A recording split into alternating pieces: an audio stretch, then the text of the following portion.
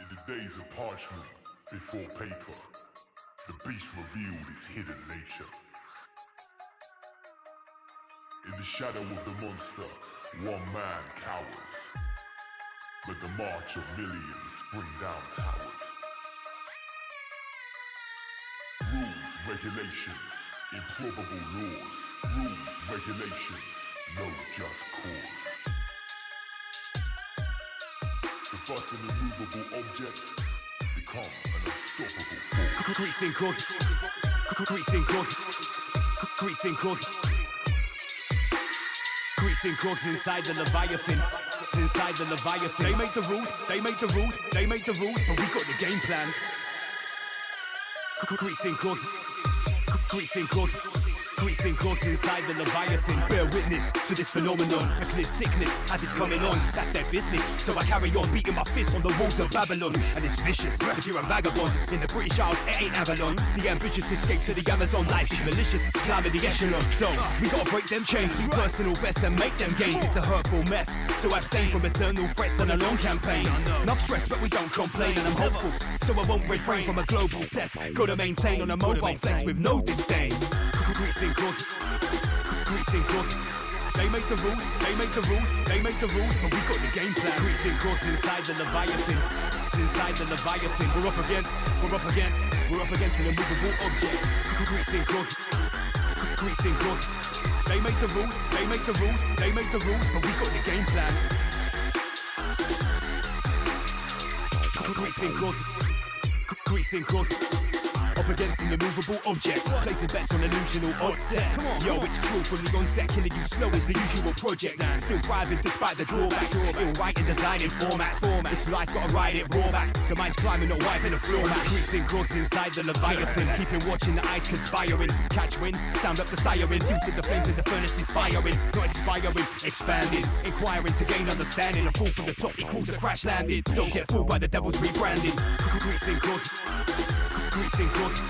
They make the rules, they make the rules, they make the rules, but we got the game plan. Greasing cogs inside the Leviathan. We're up against, they make the rules, they make the rules. Greasing cogs, greasing cogs. They make the rules, greasing cogs. They make the rules, they make the rules, but we got the game plan. Greasing cogs inside the Leviathan. Greasing cogs. They make the rules, they make the rules. Greasing cogs. They make the rules, but we got the game plan. You ain't with it, get out the way, man. Short-sighted, take off the Ray-Ban. Sourcing ethical goods, not name brands. No bait plans, we execute. Blueprints get combed with a fine tooth. The control system is not absolute. Revealing the truth is the way to recruit the youth. Collating a man to the proof while they're stacking a man to the lies. Cracking the code is eternity striving. Like drinking the fountain of life. Like a rhythm that I'm already riding. Aiming to bring down the house in tonight. The mic's hidden with imminent rising. When I draw this run, big alive. Greasing cogs. Greasing cogs, greasing cogs, greasing cogs inside the Leviathan. Greasing cogs, greasing cogs, greasing cogs inside the Leviathan. The Leviathan. Greasing cogs. They make the rules, but we got the game plan. Greasing cogs, greasing cogs inside the Leviathan. They make the rules, but we got the game plan. Greasing cogs, greasing cogs.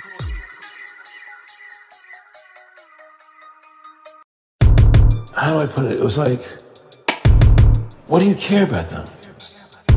What do you care about those people? What difference does it make to you?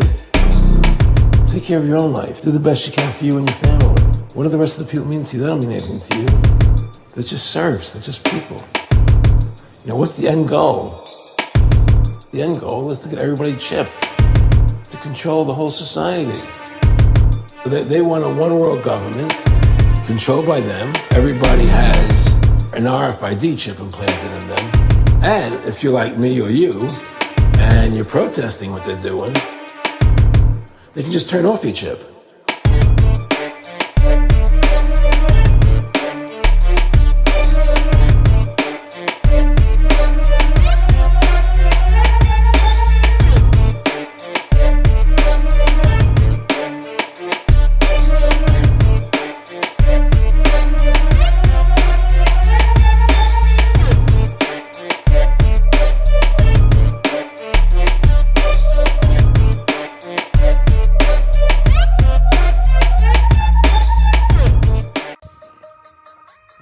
Should have turned that fucking music off, shouldn't we? Come on, Michael. Welcome back, peasants. It's the one and only. Rise above, generate, rise above, extinguish fear, rise above. Yes. Welcome back, Andy PG. Oh, politics. How's everyone doing? It's Friday night, and that can mean only one thing. We are live in the studio. It's been an amazing world in Clown Week. And We have got so much content. We've got so much to talk about, comrades. Yes, welcome back. As you can see, we are both wearing our MAGA hats. We're full magged. Yeah, but don't worry. For anyone that's already sort of going, oh my god, I can't believe these two are Trump supporters. We're just enjoying the show, we're not guys. retarded. You know better than that. This is Rise Above. Big shout out to everyone tuned in. Casey Connolly, I see you. James Dinsdale, Bruce Tansley, Lord Doobsworth, Seema Dragon. Who else have we got there? DJ Don Shady. Did you enjoy the tune at the start? There's a lot of names there that I haven't seen before. Fair play. Yeah, I saw, there was Currently 135 peasants tuned. There was someone called Girl from Mars. They were new as well. The cat's coming down. Get the peasant cam out. Let me just get the peasant cam. Oh, am I going to miss it? No. Am I going to miss it? Oh, you're all right, Hermes. He- Holy he- shit! he's Don't let down. him knock over the. He's down. Whoa! Hermes that is was down. close. Hermes has just abseiled down. Okay, let's get the agenda Rise up above for flag, the tonight. Ramish flag. Let's get the agenda up for tonight. Okay, so before we get down to business, we obviously need to do our usual stuff at the start of the show, say our thank yous, etc., let you know about our sponsors, all that kind of jazz. Tonight, we have got a guest joining us about 9:45. Tim, the Sovereign Sailor, a guy that's sailing around on his yacht, basically breaking all the rules. We're going to hear about his story for about an hour at 9:45, but there's so much more to talk about tonight. This is Rise Above, Biatch. Oh, politics. Okay, so That's awesome. Dr. Kimchi is one of our sponsors. Let's just get this out of the way really quickly. Big shout to everyone in the Dr. Kimchi team. They are a cryptocurrency which has been started basically just to fund doctors that are fighting against Big Pharma treating cancer. Have you seen how much our kimchi's gone up to? It was £86 a day. Was it actually? It was only worth 10 quid when they gave it to us. We've both got Mate, it went- 333,000 tokens. That's right. Yeah, so if you want to scan the QR codes and find out about this amazing project, Dr. Kimchi, I believe on the 15th of November, they're giving out their first round of funding to these alternative healers. This is not some pump and dump scheme. We would never get involved in that. If you want to invest in it, it's absolutely up to you. But these guys are actually doing what they say, and they are fighting Big Pharma using this Dr. Kimchi meme coin. Okay. I'm hearing rumors that you're locking people up for posting memes. I've heard those rumours too. The rumours are true, or at least they used to be until this week started. We also need to big up, of course, Liberty Silver Designs. As you can see, I'm rocking. Have you got your necklace? I haven't got my chain yet. No. not got- I've why been haven't you got fucking your busy, chain man, this sorted? week. Honestly, I've got my pendant here. I've got my chain. I'm just yet to exchange. Christmas is just around the corner, and when you buy silver, not only are these bespoke designs, you can see the little rise above there. I've got the rabbit, I've got the errant as well. Not only do Liberty Silver Designs make bespoke silver jewellery, it's also a great investment. You know, when Schwab really his plan comes to fruition, this might be melted down. to Yes, survive. mate. Yeah. The great schmelt. The great schmelting. The great schmelt is coming. So, yeah, massive shout out to Liberty Silver Designs. Scan the QR code, get in contact with them. Everything they have is made to order. They don't have nothing on the shelf. They You're don't have anything on the shelf. Which means you're a Let problem. me just sip some of my coffee. One sec. Are you sipping coffee from the supreme Mate, dictator I'm so Trump's excited. head? I'm so excited about tonight's show. I haven't even had a beer or a cider or anything yet. I thought, no, I've got to be really on point. I have a cider here. Have you? And Okay. And a joint. Right, what next? How else can you support Rise Above? The best way, undoubtedly, to support Rise Above, everybody already knows this, it's Patreon, right? Mate, Guys, we had, seriously, Wednesday night. Wednesday Night Raw went off. We had a good evening on Wednesday night, didn't we? That was good. I haven't even uploaded the videos yet. No, that was very. There's I over enjoyed that. 60 posts already on Patreon, and for anyone that doesn't know, you know we've got to use code on YouTube. You know we can't say whatever we like. Fuck, we can't even talk about what we talk Yeah, about. we can't on even there, mention it. But when you sign up to Patreon, it's only £3 a month. We're not taking the piss. You get exclusive videos that only go on Patreon. You get 10% off merch. You get 33% off events and Raw Academy.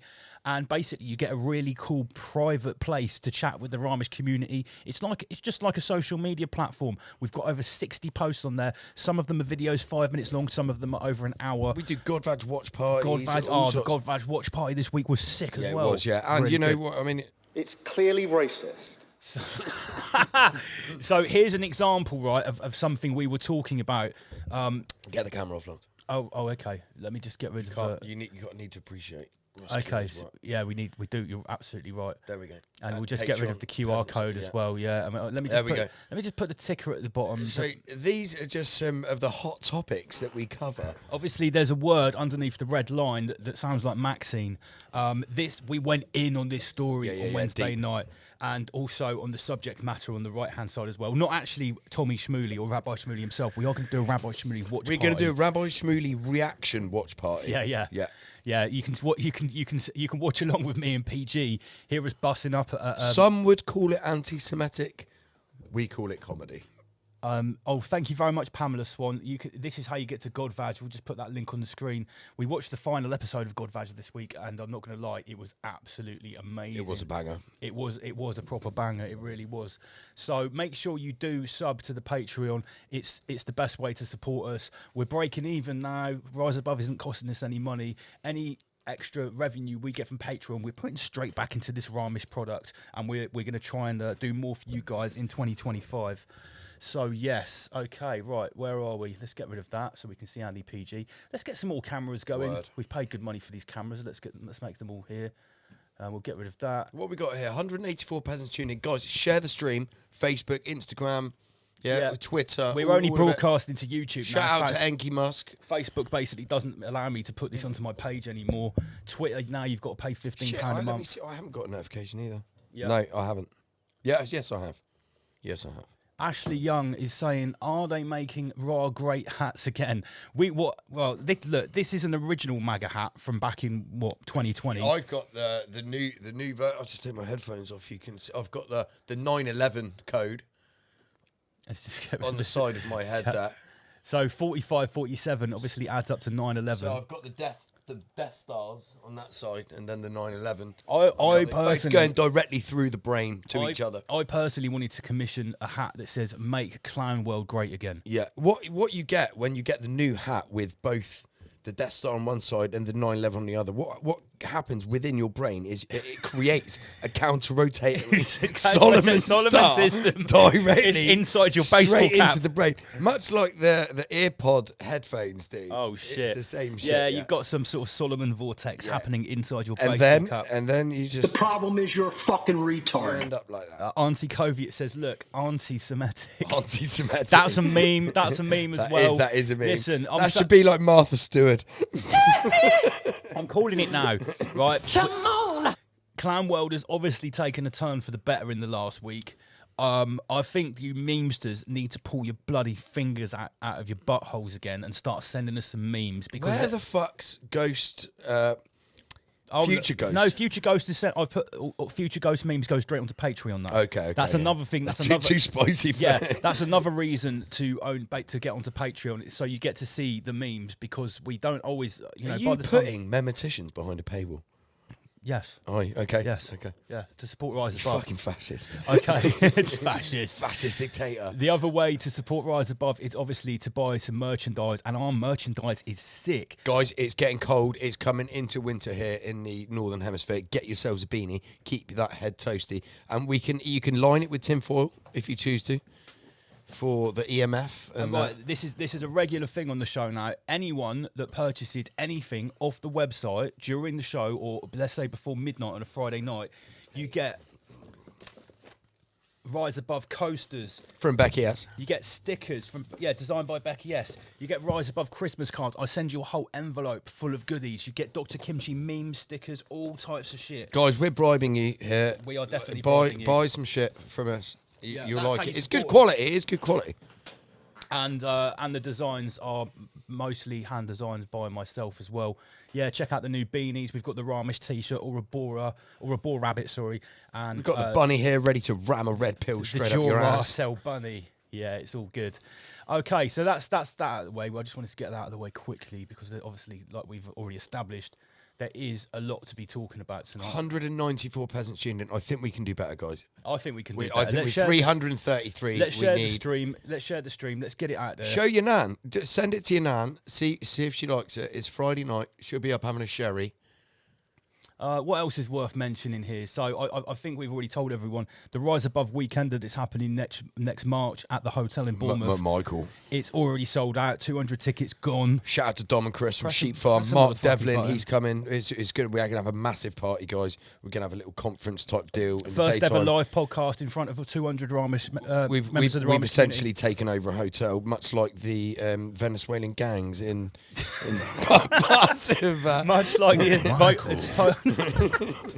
much like the asylum-seeking boatmen, we are taking over an entire hotel. Michael. Yeah, but don't worry. If you've missed out on getting a ticket, don't sweat because I am in talks with the hotel to try and squeeze another certain amount of 33? another 33. Let's at get least. another 33. and they will go on sale after Christmas. All right, they might not be at the amazing. We might price of even 33 give quid. 3 away. Yeah, we might We give a might few give away. a few. We might give a few away. Who knows? Who knows? Right, let's get down to business. Let's get down to Oh, business. we've got a comment here. What's that? It's here. It's all fake and gay. Oh yes, That's pick up it. Ian Collins. Thank you, Ian Yes, Collins. Everything is most certainly fake and gay. So, Much like our hats. much like our hats. Now, I'm going to keep my MAGA hat on for the rest of the show in respect to the Supreme Dictator. I don't know which if is I'm gonna Donald keep it on J. the whole show. I'm going to It's keep it gonna on the whole show, mate. Okay. I kept on Wednesday. Did you? Yeah, well, that was inauguration day. Sorry, that was election day. Election day. Right, so Lance versus the Coviet Union. This is a remix on the left here by Auntie Coviet. It's actually a fight poster of an event I'm doing in December. That's not me, by the way, on the left. It does look very much like you. It could be me. Less hair. It'll be me in a few months' time when I'm in The better original shape. Michael has big hair. And Health Chancellor Gates certainly isn't ripped like that. But it was a great meme, so big shout to Auntie Coviet. And I particularly like this one on the right-hand side as well. It's one of these memes where the brain starts off as a little shriveled up, sort of like Brussels sprout, and you end up with the full Poitiers, the full consciousness. Oh, the full party. Yeah, the Nice. full, Yeah. full Sydney.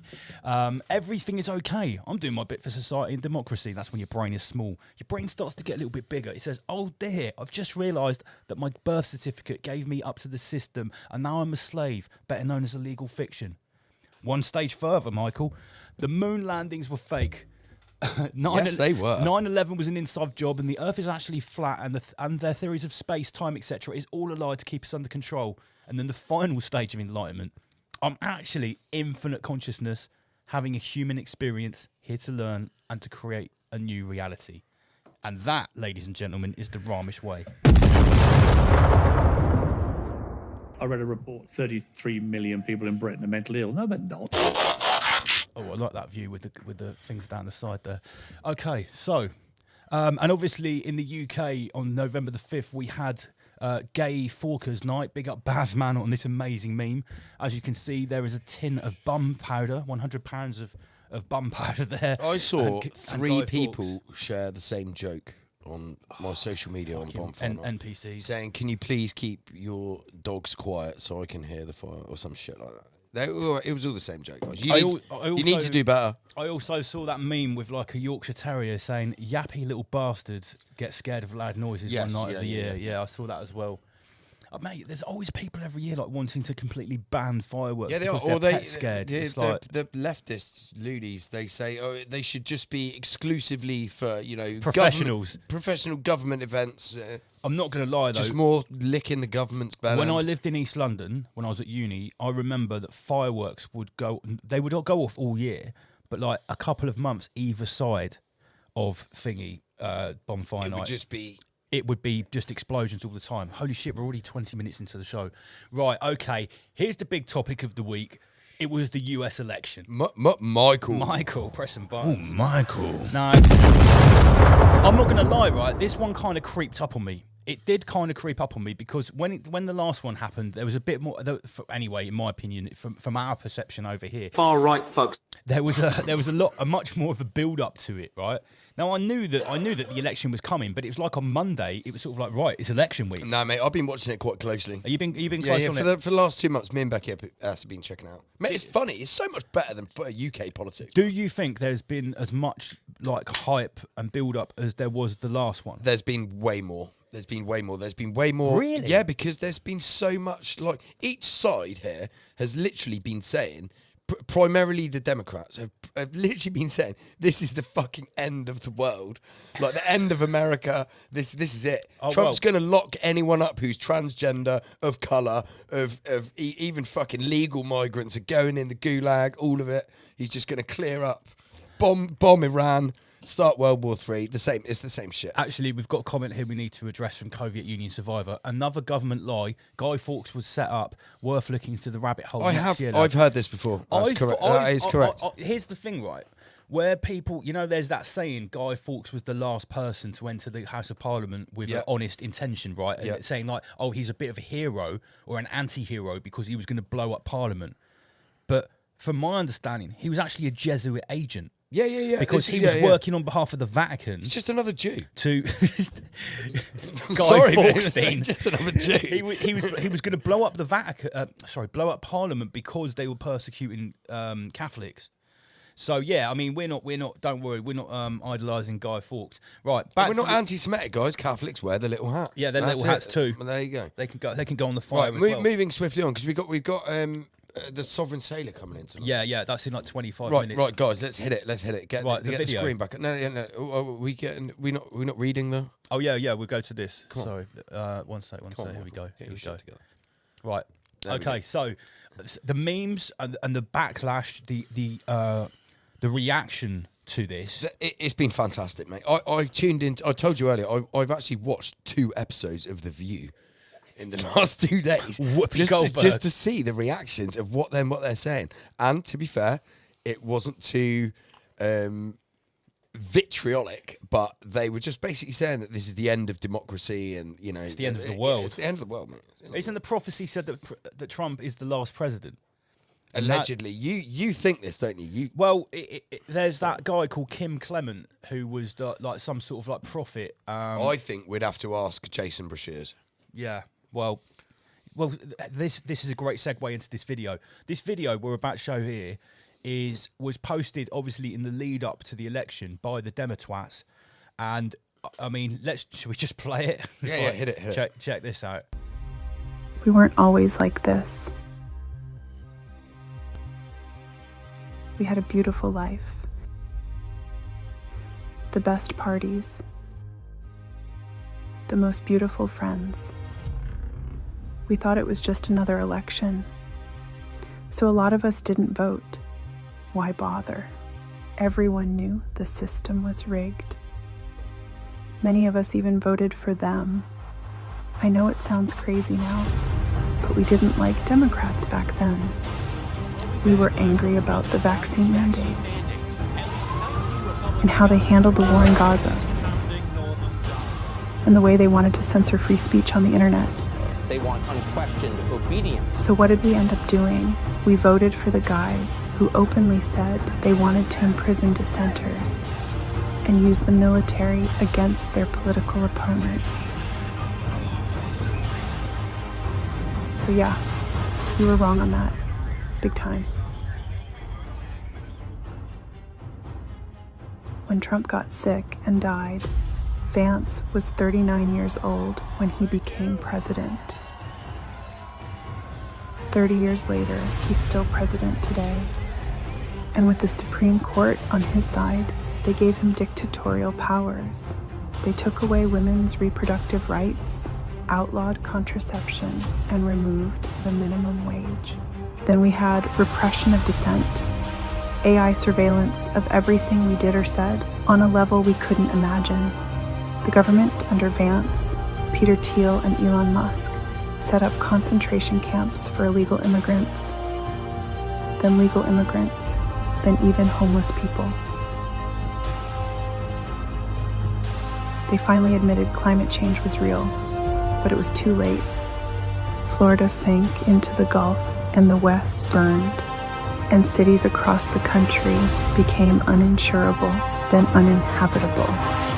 Musk and Thiel poured all of our resources into artificial intelligence so they and their friends could become immortal.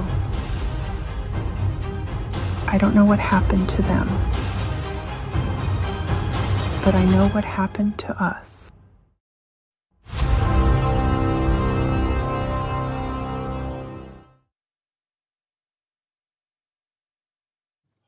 Holy potato. That is the most wild shit I have ever seen in any like mental political fucking anything. I can't believe that actually came directly from the Democrat They Party. put that out, mate, right before the election, literally like a last hope kind of thing. That is so fucked up. When Trump got sick and died, and then JD Vance is president 30 years later, he's still president today. Like, how fucked up is that? Mate, they're saying they're going to put everyone in concentration camps who's not fucking like legally registered. I know they said they're even going to put legal legal immigrants, homeless people.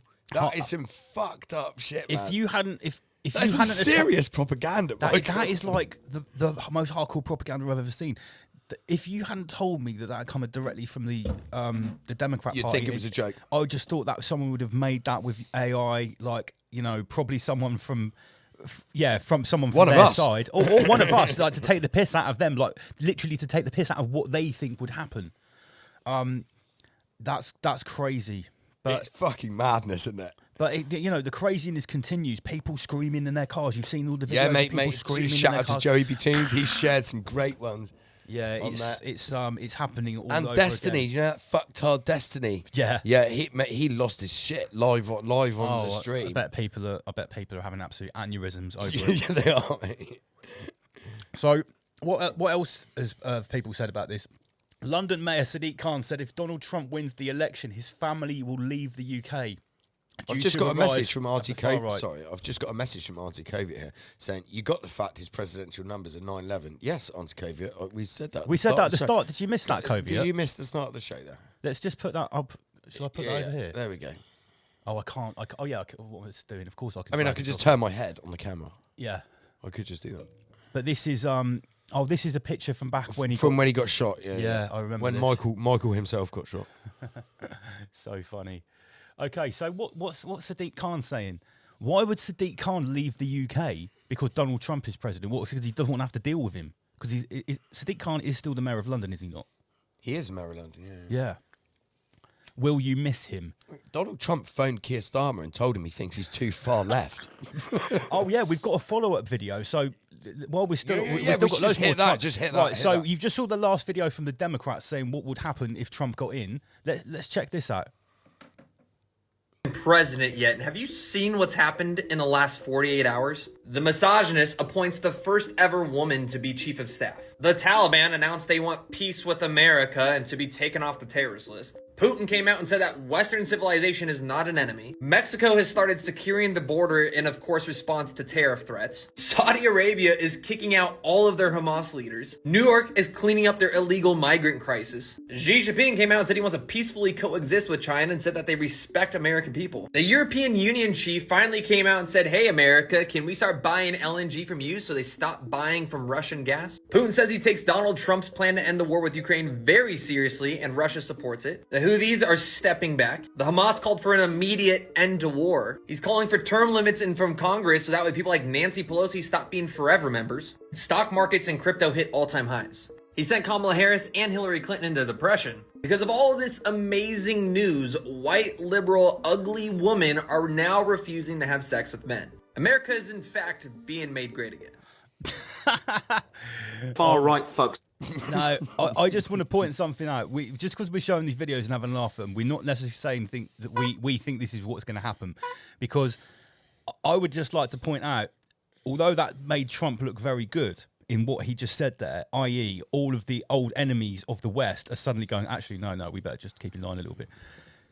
Let's not forget that stuff that we've seen about Trump with the cuboids. Yeah, the cuboids, yeah. We're going to have to make a Patreon video about this, about like what they're saying about Trump being the Messiah and stuff like that. Because don't forget, guys, although we're showing this, we're not totally on board with like, oh, everything's going to be great because Trump's back. We're just We're happy we're going to have loads of content. Listen, this show's going to write itself for the next 4 years, Exactly. mate. We don't have to do hardly Like, anything. we've been going for half an hour already, and we're only like 2 slides in. Yeah. People are loving it as well. Yeah. Old school Rise Above is back, comrades. What do you know about that? Summon your inner Statham. Inner Statham. Inner Statham. It's going to be great for the Queef Master. We're going to have loads of new buttons going forward, mate. I'm going to have a whole Trump section. Right, okay. So the memes were awesome. It was awesome. Oh yeah, let me just get this background sorted out. We like to have the moving background.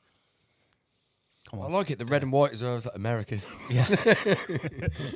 So but there's some pretty good McDonald's memes. I like this one because now Kamala is or Kamala as people were calling her. Is now working back in McDonald's. I like it if you say it with an Australian accent. Kamala. Kamala. Like a koala. Like a koala. Yeah, I like that. That's good. I tell you what, Trump warp speed poison. Crown jewels, yeah, you're absolutely right. Agent Orange did put Operation Warp Speed in. Don't worry, we haven't forgot about that. But it does look like there's going to be some changes, and it looks like it's going to be pretty drastic. So we've got, I think this is a great meme on the left-hand side here. This is obviously your average sort of like left-leaning Democrat, Kamala, supporting NPC. BBC liquor. Yeah, I love BBC. The Ghost of Kiev tattoo I thought was amazing. Gets the Guardian injected to them Guardian every serum. morning. Yeah. Could have 33 milligrams of liquidized Guardian, please. Amazing. So yeah, I think the memes are just going to be fire. Do you want any cries with that? And this like screaming NPC woman has made a comeback because obviously she's got some more fuel for her vocal cords again. I'll be honest.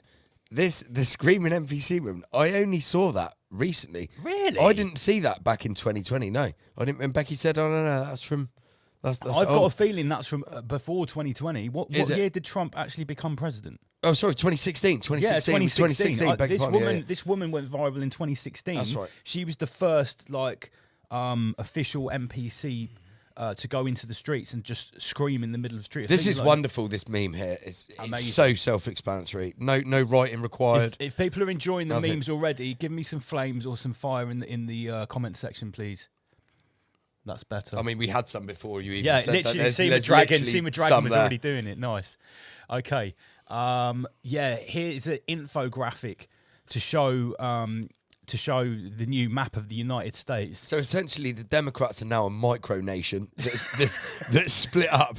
It's been separated from the rest, from each other. They've been separated from they're each all other. completely isolated. isolated. They're isolated now, and the West Coast, they know is probably going to go under in the next Phoenix event. Yeah. So they're just like, fuck it, we'll just leave them to it.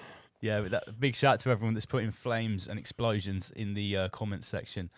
Thank you very much, Pamela Swan. Yeah, this is how you can support Rise Above. There's the Patreon link on the screen. I would encourage anyone, I said this to you tonight on Wednesday, before we started broadcasting, that I listened to, in order as well, I listened to the Joe Rogan podcast with Donald Trump, then JD Vance, and then Elon Musk. And they're fucking great to listen to. I know Joe Rogan's a gatekeeper. I know he's a fucking retard. Enki Musk is an ancient tech lord we know reincarnated. That shit. We know that. We know. Thank you. Shout out to Bro Sanchez. Yeah. We know all that shit, but it's still great to listen to. And I 100% understand how and why they manipulated the peasants into voting for them, because they literally... I listened to JD Vance for 10 minutes and he actually sounded like a normal human being. He was saying how retarded and fucks up the kids on puberty Dude blockers swears. Is. He says his 10-year-old kid swears occasionally. I'm not a facial hair guy, but this dude's he's got a great beard. He's got a great beard. Yeah. And that helps. It does make a difference. It does help. It does help. And he's ex-order follower as well, ex-military. He ticks all the boxes, Michael. The Americans will love that. He's got it. And he's young. He's like 40, he's like your age. What, early 40s? Yeah, I think he's younger than me, because they said he's 39 when he becomes president. That would be in a couple of years, so he must be like 36. No, I think he's older than that. I think he's about 40. Well, 39, 40. I'm 41. That Democrat video said he will be 39 when he becomes president, right? Which it must be at least a few months in the future. I thought maybe he's 38 or 39. Yeah, mate. He's my age. Right. Okay. Now this one here. Oh, that's interesting. Auntie Kovic's put in the chat. Look, JD Vance shares Lance's birthday. Really? Yeah. Wow. JD Lance. Oh, there's JD Lance. Yes. There's a meme there apparently. Big shout to Auntie Kobe. JD Lance. Big shout to Johnny Fogg, Russ Kieran, Rise and Shine. He's 40. Auntie Kobe saying he's 40. Yeah, Oh, I was he's going to 40. say he's 40. Well, years the old, Democrats couldn't even get their yeah, propaganda well, they're right. fucking retarded, aren't they? Absolute Let's be honest. spastics. Yeah. So They probably got a drag queen in maths, teaching maths. we know that either vote, either way, in any country, is still a vote for the cuboids, for the Black Cube organisation. Yes, we know absolutely. That. And obviously, we went in, Absolutely. mate. We really went in deep in this on the Patreon video. Guys, you got to understand, okay, or it would be good for you to understand that it doesn't matter who you vote for, but they're all Zionist promoters. The Zionists have locked down everything with the financial system. They've got everything. They've got everyone under their belt. Hell, they've probably got fucking paedophile and like other encrypted evidence on people to blackmail them. Like literally, Obviously, they've definitely got that, mate. Epstein and Diddy probably got them all. They've probably got them all. They've got everything covered.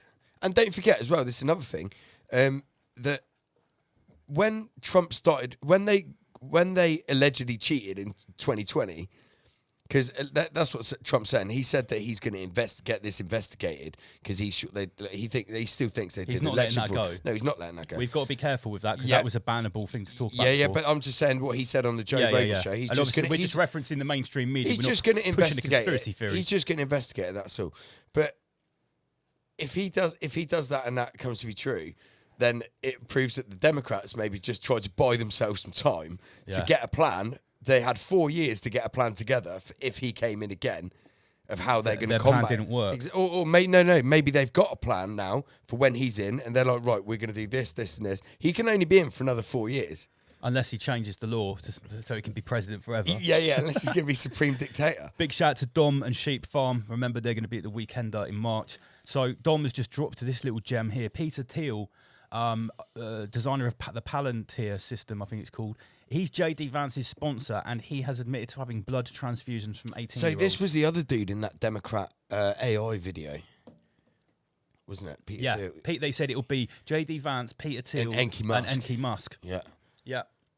Okay, so the other sort of character in this takeover of the White House, who's quite important, according to the mainstream media, is RFK. Does he call himself RFK? Yeah, mate. Yeah. Yeah, Kennedy. Trump calls him Bobby.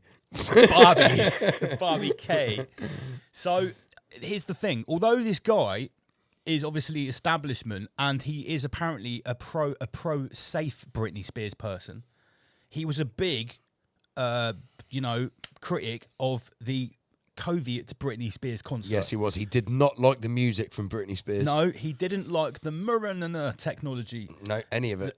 He was calling that out from pretty much day dot. But he's been calling out injections from way before the Soviet Union came out of the But my shadows. understanding is that he still believes some Britney Spears concerts can be safe. Yeah, he does, but maybe they were at one point before they started mixing The whole AIDS thing with was it. created by the Rockefellers, wasn't it? Mate, I don't know, mate. I'm not a fucking... You have to ask Jason Shears for the full historical chronology. Well, ask Sheep Farm. We'll get them to look at it. Like, was there ever any sort of like Britney Spears technology back in the day that wasn't to do Might with the not Black have been Cube injectable. organisation? Might not have been injectable. Yeah. Right. So here's the thing. This guy. I mean, look, he's fucking ripped, man. Yeah. Well, he's probably in his 70s. Yeah, look at him. Yeah, Compared yeah. with the fucking Democrat one, look at this shit. This Looks trans like a as well. trans fucking It is a penguin. trans. It It's is got trans. it's got a cock and balls. Isn't that the same trans that was also a military general? Yeah, I think so. Yeah. How can it be the same one if it's the Department of Health? Yeah, but they just get passed around government, don't they? Just Can like a someone fucking answer that in the bitch. comment section? Is that the same trans governor that also wears a military? I don't outfit think. as well? I don't think it's the same. Because one, the mate. face looks the same. I It looks don't- like maybe the same bloke plays two different women. Potentially, yeah. Maybe Fair it's play. they them. So Right. there's a few of them. What's this comment here from Pops and Sons? Bobby has already made a commercial calling out yellow dye number 5. about Yes, I've 6 seen minutes. it. I've seen it. Yeah. What's yellow dye number So 5? it's a derivative from the coal industry. When you turn coal into coke, oh right, it's a derivative from that, and it was a clothing dye. I think first it was a clothing dye. Then they were like, "Fuck it, we'll just put it in food."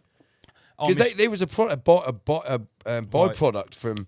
So he's the calling out all process. types of Schwab. Mate, everything. Where's the hit the next I've slide? just Knox. got to say thank you to Amish Inquisition.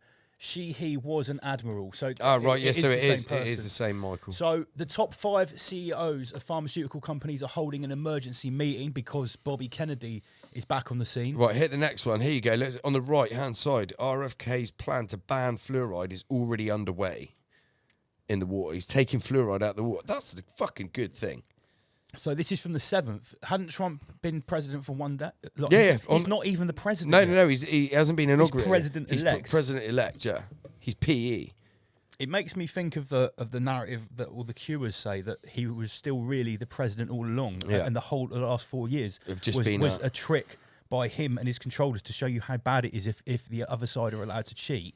And then how are we going to stop them cheating? By using digital ID. Is this what they're saying? That's what In the a lot of Q and is it? QAnon people think, that the last 4 years was actually all part of the plan and like a dummy presidency. Hey, we're going to talk about this on the next show with Nathan Lucius, the writer of Fake Yeah, Awake. nice. He's coming in and he's going to give away 20 copies of the book, or we're going to give them away rather. So Here we go, Sheep Farm in the comments here. RFK Jr. is a pro-Zionist and global warming change pusher. Yeah, this is the thing. You're absolutely right, Sheep Farm. That's the thing he is. And there's a similar thing with all of these characters we're talking about. But the thing is, on the face of it, they're doing things which everyone's going, yeah, Precisely, that's well good. precisely so. But that's what the left hand doing. But the right hand and hand number 3 Yeah, is yeah, coming yeah, with yeah, some yeah, digital yeah. That's swabbery, it. some control systems, some AI. Yeah. You can see where it's all going. But back to my point, the Qs were saying that the last 4 years is all part of the plan. Oh, someone just bought something off the website. One sec, keep going, lads. Yeah, big shout out to anyone that does buy anything off the website. You do get a Rise Above merch pack with all the stickers and Christmas cards and shit like that sent to you if you buy anything tonight. Sheep Farm has just sent us a shout out to Tom. I'm not going to look at it now. We'll look at it when we play a tune or have a little break. Wow. It's titled Billionaire Trump supporter Peter Thiel denies being a vampire. Fucking sick. Big up Sheep Farm each and every time. #1 researchers in the UK. Also, shout out to Myra. Yeah, she bought some shit. John Gleason says that Q-tards can say some proper BS. They certainly can. But the thing is, Who's the dude who's supposed to be Matey Boy? the guy that's supposed to be. What's his name? The way he's always in the. What's his name? Vincent. He was Vincent something. He was stood behind Shushka, Trump. Vincent Shushka or something like that. something He like was stood behind Trump when he got shot. Yeah. He's at always every there. single one. Yeah. Yeah. There's something shady about that guy. Word nerds used to be well into Maybe him. he's a hander. Yeah, he used to love that shit. So here's Jack Nicholson. What film is this from on the left here? This is Shining. The Michael. Shining, that's the one. RFK showing up to the FDA headquarters like, hello, Michael. What, do you really think he's going to kick down Pfizer's door? Is he going to go storm into Moderna and start battering people? Miss like- Becky S informed me yesterday that there's a number of CEOs who've already stepped down, and a whole battalion in one Maybe there will one be a sector mass or something. stepping down. Remember that happened in 2019. Yeah, and yeah, again, yeah. Q was. But all they about- they stepped down because they knew what was going to happen with the pandemic, didn't they? Whereas these dudes might be stepping down because they're like, oh shit, I might actually Oh, be. shit, our Don't plans forget, are carrying guys, on. right, guys. Even though it's political, there still could be a warring faction between bloodlines here. Mate, I going on. absolutely do believe Yeah, that I do as well. at one lower middle management level, there are 2 or 3 Competing sets. factors. They all work for the Black Cube organisation. 100%. One of them are more right wing and more doing all the AI and shit like that, i.e. Enki Musk, and the other one's just plain old communists. And like to cut males' dicks off. Yeah. So they go for they love the cultural Marxism. You've got to remember the whole concept of the left and right was invented by the cuboids, the Black Cube And organisation. how more effective would it be, Michael, if you got people actually who were against each other in ideologies to play the that's part? how you do. Precisely. That's how you do it. That's how you do Precisely. it. They might know in their hearts that when they get their orders once a year, they're all on the same team, but they Yeah. still have their ideology. their sect ideology. It's like in Breaking Bad when Matey Boy had Walter White and Jesse in his in the meeting with the 2 street dealers that killed a child, or they were using children to sell the meth, and they're both in the same team. They fucking hate each other. Yeah. Do you know what I mean? But they were taking their They still work for the same boss. Yeah, taking orders from Gus. That's the same absolutely, shit. exactly like that. It's exactly like that, Michael. Boom.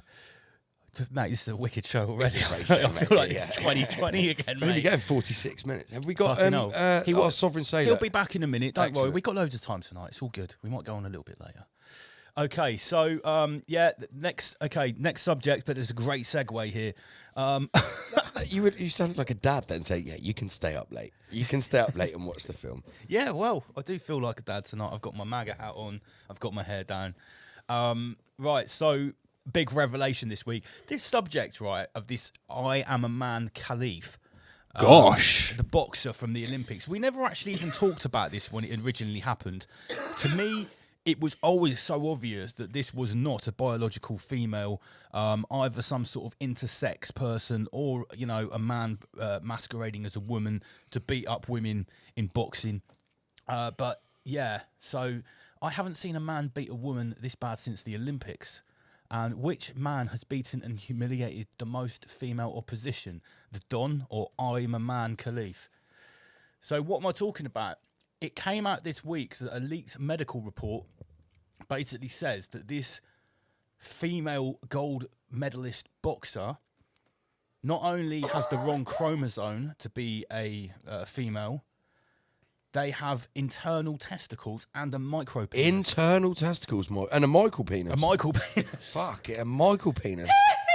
Spanish Chicken says it's a geezer for fuck's sake. That's kind of my thinking as well. I never bothered to Clearly talk about a dude. this. We don't need to get into it. Everyone knows it. Even this dude knows it. But here's the point: the whole world. Well, while most of the world was questioning, is this a dude and why are they in the Olympics fighting women? The mainstream media and the parasite machine was obviously like, that's ludicrous. How could you possibly think that's true? And people were getting sued over it, including Enki Musk and J.K. Rowling. Yes, they were. Well, now this has come out, and Little Doobs were up here in the chat. Khalif versus Big Mike.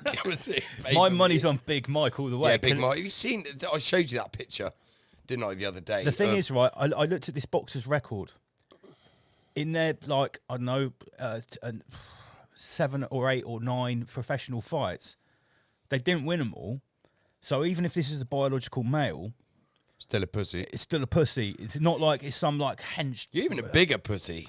Big Mike with a first round knockout. Mate, I've seen Big Mike hit in the bag.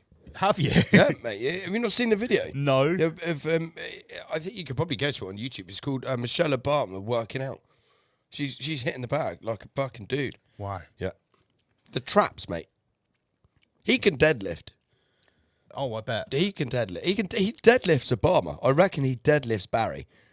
Michael deadlifts Barry. Yeah. Mate, I've seen this picture of Michael's back next to prime Mike Tyson. I've seen it. The lats, the delts, it's like... It's huge, mate. It's absolutely massive. People could spend fucking years in the gym and never dude's be able ripped. to get that big. Dude's ripped. You've got to have the genetics to get that kind of like henchness. I think Obama directly injects testosterone daily. Twice a day, even. What, Barry? Yeah, Barry must inject testosterone into Michael. Do you reckon Barry's... Twice a day. Do you think Barry's a woman? No, Barry's not a woman. He's just gay. Oh, right. Same as Keir Starmer. He's just gay. Yeah, Keir Starmer. He's just as well, gay. yeah. They're all just gay. Same as fucking, what's his name? Macron. Well, Macron is actually going out of a man, though. Yeah, but they're all gay. Yeah, that's what I mean. They're all gay. They're all gay. Quite literally, all of them are gay. I've got nothing against gays, but I'm saying these are all lying about Tim, being gay. I've just seen Tim is in the green room, right? So before we talk about weather modification, Tim, can you give us a thumbs up if you're ready? Wicked. All right, okay. So, yeah, we have got a guest. They're going to join us with a pretty interesting story. Let me just go back. Let me get the right slide up here. One sec. Here we go. So, this episode is called The Sovereign Sailor. I have been made aware of a guy, through Juicy and Lucy, long-time viewers, that is basically going around the world in this wicked yacht as a sovereign individual. I hope I'm getting this right. He's obviously going to tell us all about it. Sailing into ports under his own flag. Because, you know, there's all these rules about docking and everything, right? Mate, I used to work on the boats. Let's get him on the chat. Live from the boat, Captain Tim. How you going, guys? Welcome to Rise Above, mate. What's going on, man? How are you? All good, thank you. All good. Whereabouts are you in the world at the moment? I'm in the north of England at the minute. I tend not to give my locations away because I don't like the corp to get too close to me. No worries at all. We completely understand. So, tell us your story. What is it you are doing that's out of the ordinary in a boat? How did you get here? What's the Captain Tim story, mate? So the whole thing was, so I went down the protests in Wellington, and I'm not a protesting sort of guy, but I thought it needed to be done.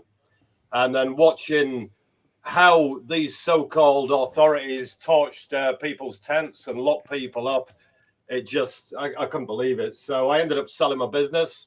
I met my partner at the time, Mary, and we went back and I studied a bit about sovereignty and the flag that you're seeing behind me, Takara, and the documentation of the sovereign people of the land, which is actually, turns out it's worldwide, you know.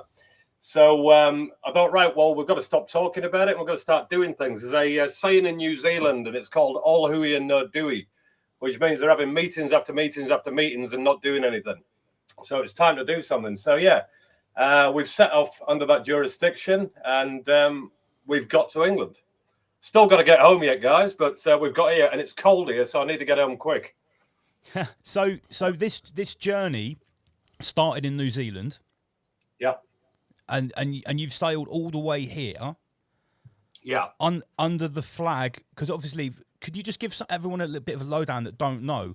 When you sail a boat to other countries, there are certain protocols that you're supposed to follow, right? Yeah, what I tend to do is, well, I do with every country, is I send them notifications. So we work with the Constitution, and it's actually under the English Constitution as well.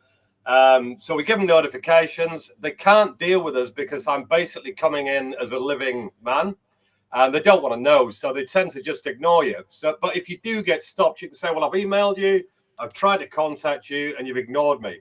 9 times out of 10, you get left alone. There's been a few occasions. We were at gunpoint in India for about 7 days. That was interesting there. But you've still got a right under Admiralty law to be able to go in and get your essentials, to get your fuel, to get your food, to get your water.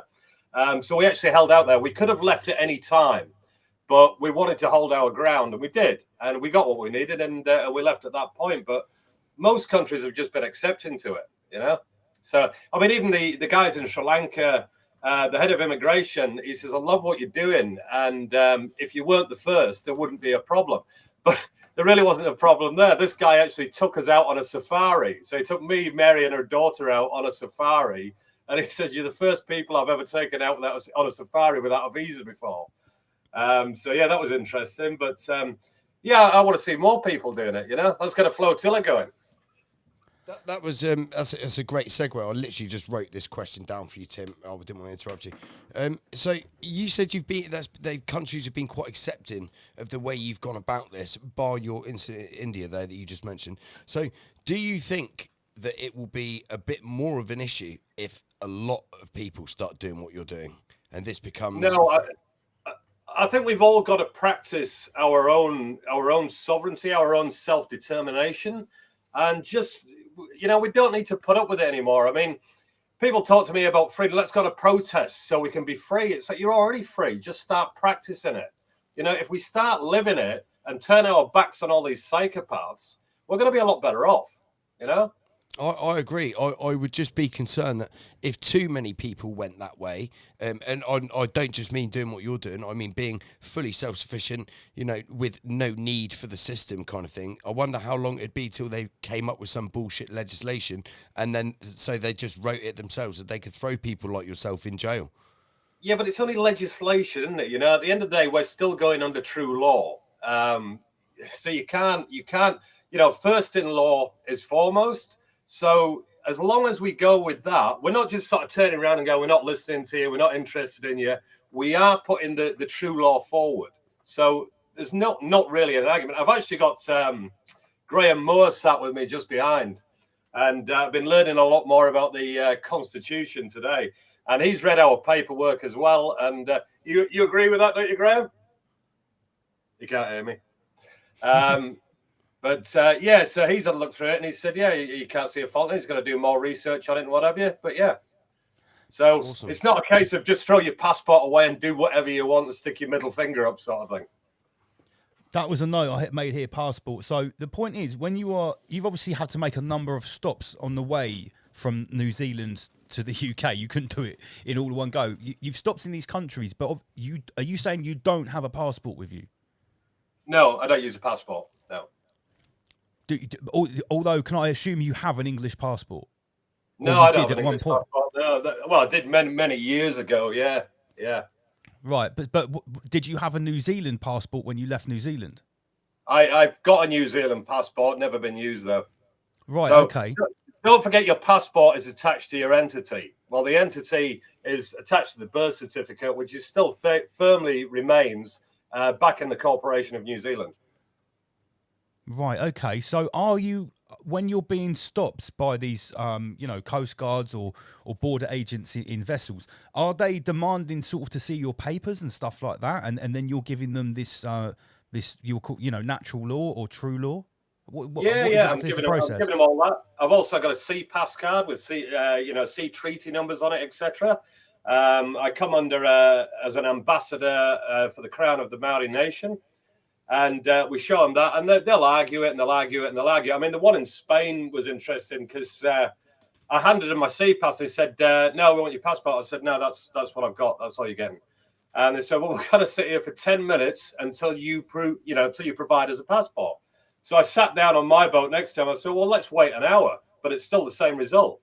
And after a while, they realize they can't tick the boxes. So when they can't tick the boxes, they tend to just go away and leave you alone. So has anyone tried to board your boat? Only by invitation. So if I feel it's going to be problems not to let them on, we'll let them on, but it's under our conditions. So when it's like we're not contracting with them. If we're going to do a contract, we're offering the contract. Right. But have you been allowed to go ashore to get, like you say, provisions and stuff like that without? Obviously, you've already said you don't have a passport. So have you set foot in land on in those countries? I've set foot on land in 18 countries, every country that we've been to so far. Wow. Okay. So if they allowed you to do that to get provisions, were you being like supervised when you went to get your food, fuel, whatever? Australia was actually the funny one because they were just dumbfounded with it. And the strange one with that, they took us in for a meeting into their office, and we presented the paperwork, and we sat with them for about 2 hours, and they were really good, and they were understanding. Now, not forget that Australia has no jurisdiction in the Thursday Islands anyway. The Wasaga tribe actually won that in a court case. I think it's back in the 80s. So they've got no jurisdiction there. They had us, they said, okay, you can come and do whatever you want, but we're going to have somebody come with you. So basically I had customs driving me around the ute to the liquor store, to the hardware store. Oh, that was handy. Oh, it's great. Private security and a taxi all in one. Excellent. This is a classic example of the Ramos philosophy about using your circumstances to your advantage. Absolutely. Yeah. No, I think hats off from what we've heard so far. Did they ask you for gas money? No, they didn't. I mean, excellent. There you go, guys. That's fucking brilliant. But hey, one thing that did make me laugh, we were sat in the office and there's a picture hanging on the wall, and it's of old Charlie Boy, King Charlie Boy. And I said, "What you got that picture up there for?" "Oh, he's our new king." "That's just not my king." They were just they couldn't work it out. We call him King Sausage Fingers. Yeah, there's a lot of people call him that. Yeah, well, we're actually claiming that we think that we coined that in 2020. It'd be used by a couple of other online people, and apparently that's gone all around the world. But it is quite obvious that those fingers look like sausages. It looks like he's got severe gout in both his hands. They're bloated, man. Let's talk a little bit. Why so many people from England are studying his fingers? They're just fucking prominent, man. I mean, have you not seen them, Tim? Have you I'll not have ever to noticed? Look, I'll Google it. I'm gonna get a picture up for you. Get them up. I will Jamie that right now. Did you watch much of the show before we got you on? I was listening to a bit of it. Yeah, I was actually on I was on a live with Graham just prior. So yeah. Please don't make judgments from our hats. Yeah, we were having a good laugh about Trump getting in. We don't normally sit here wearing MAGA hats, by the way. So, Michael, I'm just going to ping this to you on Facebook. Yeah, let's get an example of these sausage fingers. Tim, I'm just showing you. This is a close-up. Okay, so send that shit over. I can't believe you've never noticed his fingers, mate. Let's have a look here. What have we got? I actually can't see it. I've got some. No. It's coming. I haven't got it on the screen yet. One sec. Here, but I can't see it, guys. So I actually can't. Oh, you can't see it. No. Yeah. Can you see that? Can you see that now? No. He's got no right. visuals. No I visuals. see. He's got no visuals. Okay. Well, that's just for the people at home. Yeah, send that. Can you send that picture to? Let me just forward that. Send it to my WhatsApp so I can send it over to Tim. Okay. Tim, tell me about this flag, mate. So a boat that's sailing in international waters normally always have to sail under a national flag. In case you didn't know, I'm in the marine industry as well. I'm a marine manager. We have a family boatyard that I look after. Okay. And I used to work on super yachts as a chef once upon a time. Oh, nice. Oh, you'd have seen all the psychos on there then. Yeah, many a psycho. Many a Russian psycho, actually. Wow. So the flag that you've got behind you, what is the name of this flag? That is Tikara. And that was gifted by King William IV to the 13 chiefs of Tika Maui, which you know is New Zealand, but New Zealand is actually the corporation, not the land. And right, okay. Basically, what they did with it and the way it was sort of set up was it made the chief sovereign and equal to the king. And at the time, it was all around the time of the monarchy going bankrupt and what have you. And what we think they were trying to do was pretty much save the world with it. So when they put the coordinates in for the land, they didn't put them going inwards. They put it extending from. So they gave a sovereign flag, and they gave basically the right of sovereignty to the entire world. So to me, this is the flag that everybody should be flying across the world now. Okay. I'm just going to play devil's advocate here. Peasant's advocate. Peasant's advocate. For anyone that does study symbology and sort of alternative history, the one thing that I look at this, it is still obviously a Templar cross on there, which has certain connotations. So I do find this interesting. And this is the flag that you're sailing around under, right? This is I pointed this out to Lance before the show that if you've chosen this with no disrespect intended, if you've chosen this flag, you could have chosen something a bit better than the Solar Death Cross. What is your reply to that? You never get easy questions on Rise Above. I don't think when they were they had a choice of flags. I'm not sure what the other ones were. But this is the one they chose. It wasn't a case of design your own, lads, and have a good crack at it. It was a case of here's several flags, choose your flag. Got you. I'm glad you you could confirm that for us. If you want to check your WhatsApp, not only have I sent you the sausage fingers picture, Tim, Juicy and Lucy also put it in the group chat as well. That's a close up of the king's hands. Yeah, all right. There's something going on there, right? Has he got blood problem? I think it's gout. His pinky ringlet. It's about to bust off. Too many ports and infants, I think. Yeah, you'd have to cut that off. That's not coming off, man. Imagine too much adrenaline, you reckon? Oh, absolutely. So, when you're having these interactions with the, the parasite border forces, are they questioning this flag? Are they familiar with it? Have they ever seen it before? No, they haven't. But with the paperwork and what have you, they actually can't deny it. And most of these guys, don't forget, every single, sort of one of them within their own, I don't know, whatever system, whatever it is, they've got no idea. They only know how to shuffle their bit of paper. They can't think. Of course they do. Yeah. Great point. So, and let's not forget all of these peasants who are working there. They're just peasants. They're just doing their job. They're just trying to tick the box. They've got fucking families. They want their shift to be over for them to go home. They probably not want. Can you imagine the paperwork for this motherfucker? If he rocks up to your port and you for fuck's sake, I finish in 10 minutes. That's it. Just come in. Nightmare for them, and they don't want to know. No, I'm sure. I'm sure they don't.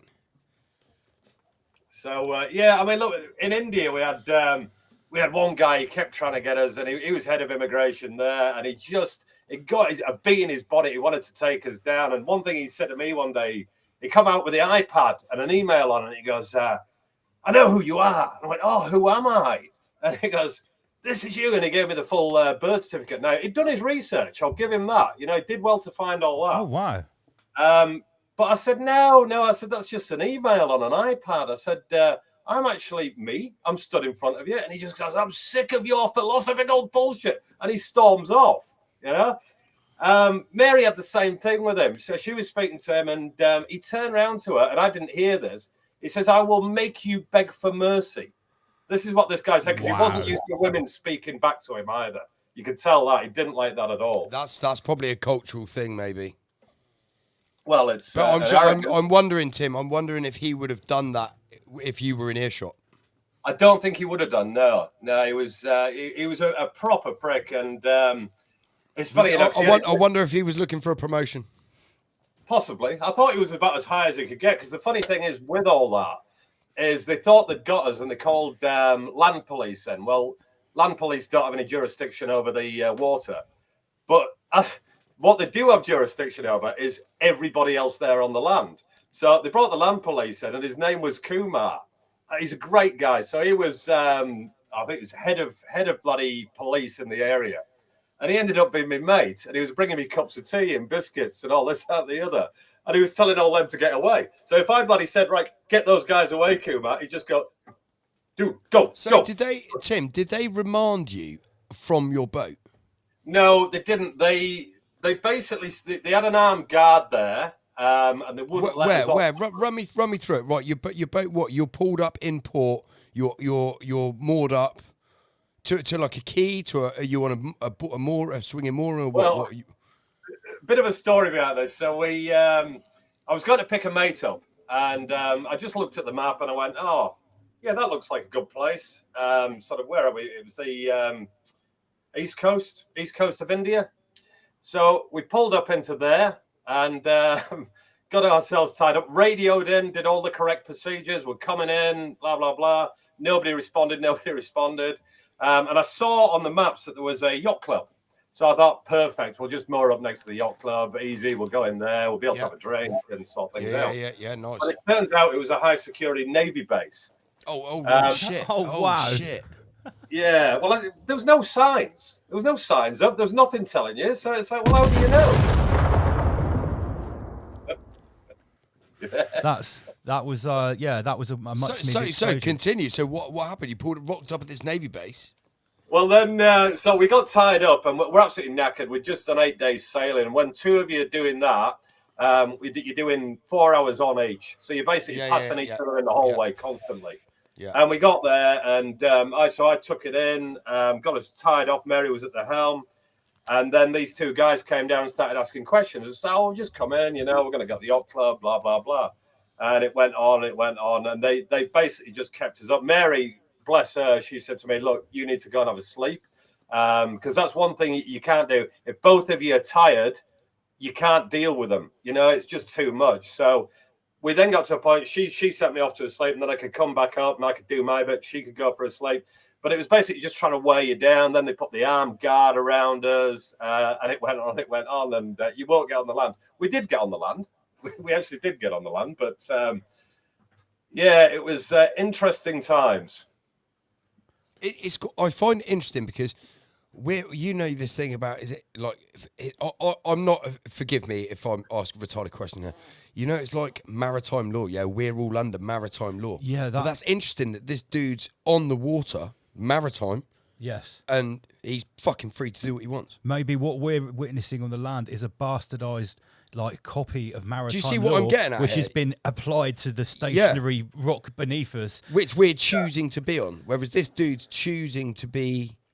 That sort of leads into my next question, right? So you are essentially, although you're obviously having this resistance and this friction with these forces in varying degrees in different countries, you're essentially going and stepping foot in other nations without a passport, right? Hang on. We've got Graham here as well. Oh, shout out to Graham. Good evening, Graham. sir. Welcome to Rise Above. So when you're talking about, I've got to be careful what I say in front of him, because when I talk, you say, is maritime law on the land? He'll be in the background going, no, it's not. Okay, Graham, give us your take. Did you hear the question I just... No, I didn't hear the question. So it wasn't so much of a question, it was more of a thought that I had, that it's funny that we're all on land governed by what they call maritime law, and you guys are on the water, which is technically maritime, and you seem to be free to do what the fuck you like without, you've had a little bit of a problem there with India, like you mentioned, but like Tim said, most countries you've gone to have just been quite welcoming and laid back about it. But if we wanted to do something like that, and if we wanted to cross a land border... Well, let's get a question out of this. What's the difference between regular maritime law and this fake maritime law that we seem to be at least having in the UK. Thank you, Lance. Right, so maritime law does exist. And it is in the High Court of England.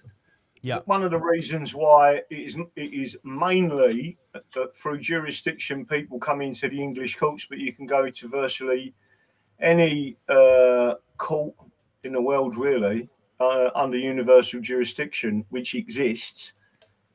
But maritime law is more about, and you can look this up, you can actually go and see videos from maritime judges in the High Court. Lord Phillips is one of them, who's done a fantastic interview. And he said maritime law is mainly about salvage and salvage rights. And there's a really famous case, funny enough, I can't remember the name of it at the moment, only because I've had too many ciders. And the basis of it is two boats clashed. One of them was a normal yacht like this one, and the other one was a post office yacht, believe it or not, or a post office boat. They clashed not far from near at sea, and it had to go into the maritime courts to decide who was responsible, who was going to pay for the damages, etc., etc. So it's fairly obvious if the majority of the world is covered in by the oceans. And if you go into international waters, you need something and a set of rules and regulations, not too demanding, but you need somewhere to go where you can resolve disputes. But it's not your belief that it's brought from the ocean onto the land, is it? You believe it's two separate laws. That's what I was getting at, because it's really strange that we seem to be governed by. So we are governed by, and you can look up any of the constitutional documents, including the English Bill of Rights. And it tells you about the statutes of the realms and the law of the land. It refers to basically the rule of law and how you are governed on land is nothing to do with our admiralty law.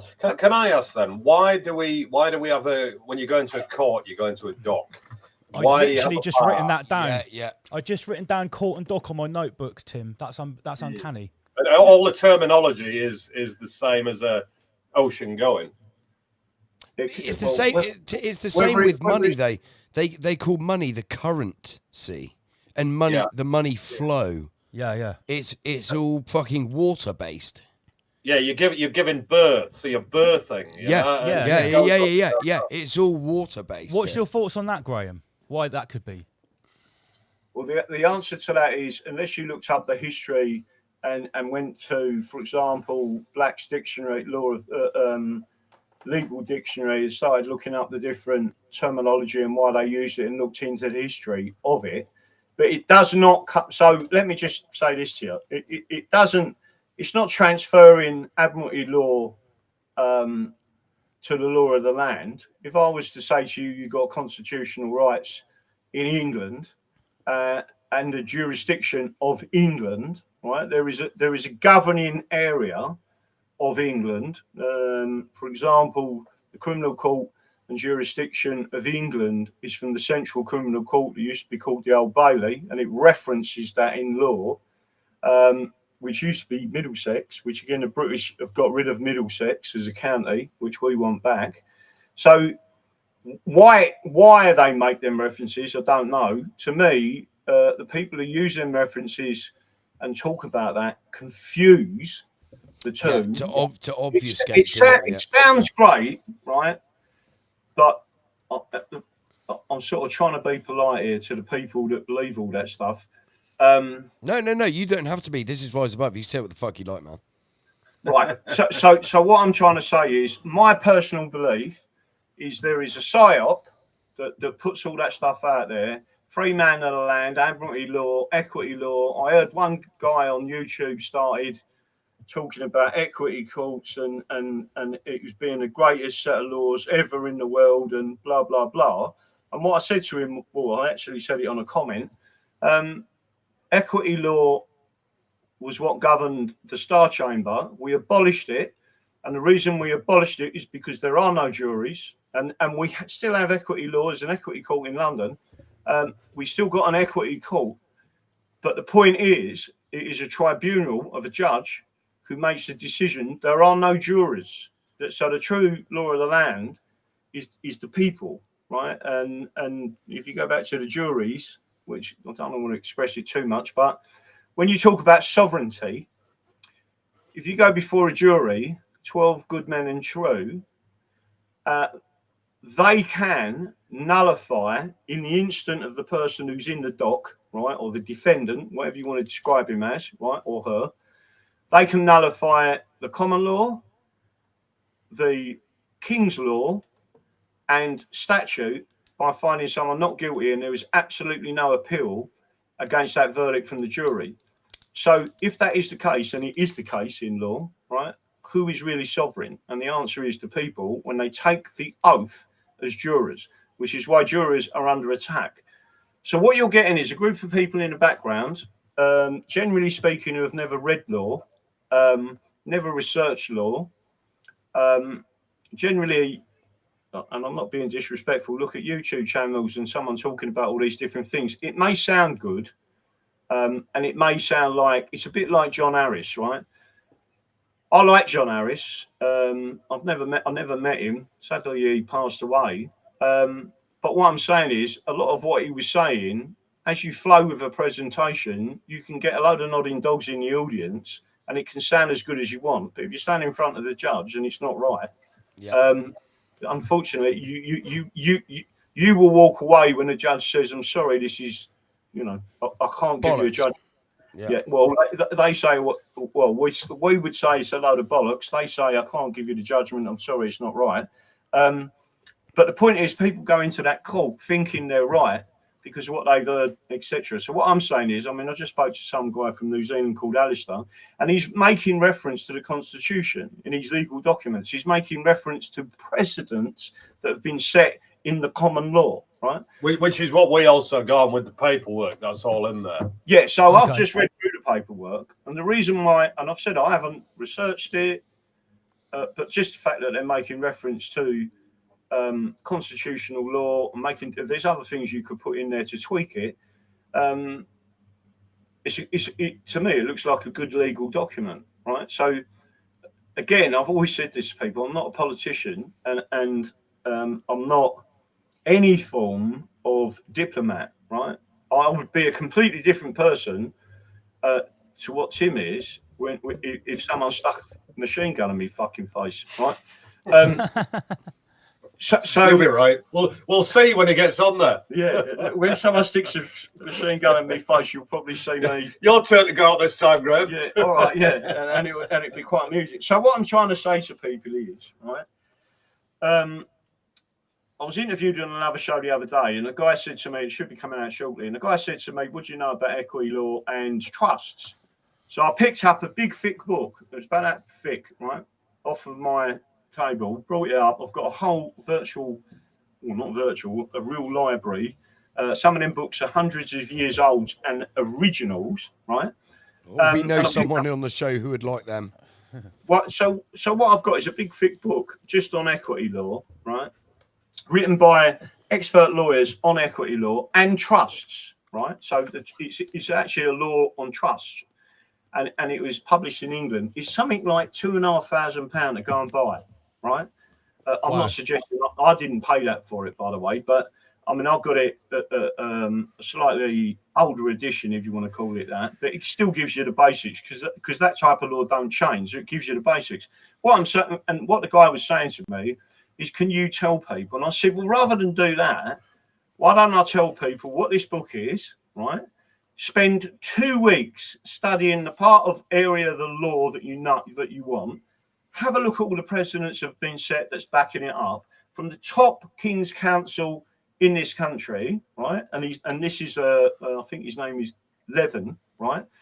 The top guy. Why don't you, instead of listening to me, it's a bit like someone in the pulpit of the Church of England Protestant church telling you what the Bible says. Well, read it yourself, right? And then, because you can have an understanding of how the law then fits what you need, rather than try and take it from this. So I'm not poo-pooing all channels on YouTube and all these different places. What I'm trying to say to people is, you can get access to this, but again, when you just listen to someone on a YouTube channel telling you that equity law is the best law in the world, bearing in mind that the Star Chamber was shut down in this country in 1640, I think it was. It was completely tyrannous. It was a law unto itself, and it was in effect an equity court. So people need to understand that it's horses for courses. Equity courts still exist in this country as part of the Chancery Court. It's a different court. You make an application to that court. It goes through a different process to common law courts, etc., and the King's Bench. So, I mean, the difference is, and again, I'm not being disrespectful, I've stood in front of High Court judges in England, right, in the Royal Courts of Justice. They have graciously, so I'm not disrespecting these judges, given me an audience when they have discretion not to, right? But because of what I'm actually saying to them and what I'm actually presenting, I've won arguments in front of King's Counsel and police solicitors, etc. Recently was a big case, Charlie Staples, which we're taking forward.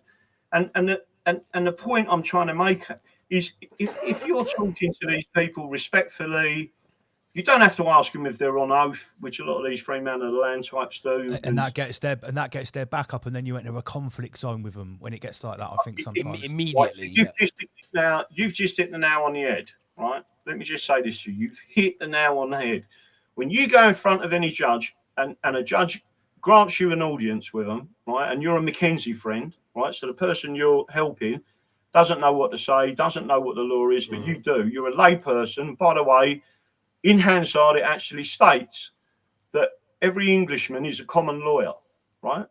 So you don't need anything else to be a reference to that. So when you get in there and you start talking to these people, you want to be as polite as possible. Your job is to persuade the judge that your argument is correct. And their job is to only look at the law and what you're saying and listen to you, right? And not be biased in any way. Not be biased, and I'm not suggesting in any way that there's some judges that are really bad judges, that they're communist in nature, and I've even seen judges write books that admit it, right? Keir Starmer is a communist. Yes, right? he is. Yes, and he's got some left wing motherfuckers with him. Yeah. Well, he ain't just left wing. He's no. I mean, he's far. We call him Queer Stalin. Yeah, well, and he one because he's a homosexual. Secondly, because he's a communist. Yeah, he's definitely a Stalin. Right. So on the second element of that, just to make sure everyone understands this, right? You do not need. So if I walked into, into a court, right, and a judge walks in, not only do I stand up, I also bow, right? And the reason for that is because that judge represents the majesty of my country and the majesty of my law and my constitution. It's very much the same equivalent in the army. You salute the uniform and the commission, not the man, right? Right. So you're paying respect to your own country by doing that. And to do anything different, you're disrespecting the law and aggravating the judge. Just, Graham, just on a side note here, what we've seen with the US election, I don't know if you heard any of our show before you guys came on. We talk about the US election. This is something that multiple people on both sides of the peasant show have called for, is a bring back of decorum. Because don't matter if you don't like Donald Trump, or don't matter if you don't like King Charles or Keir Starmer, you should still respect the office.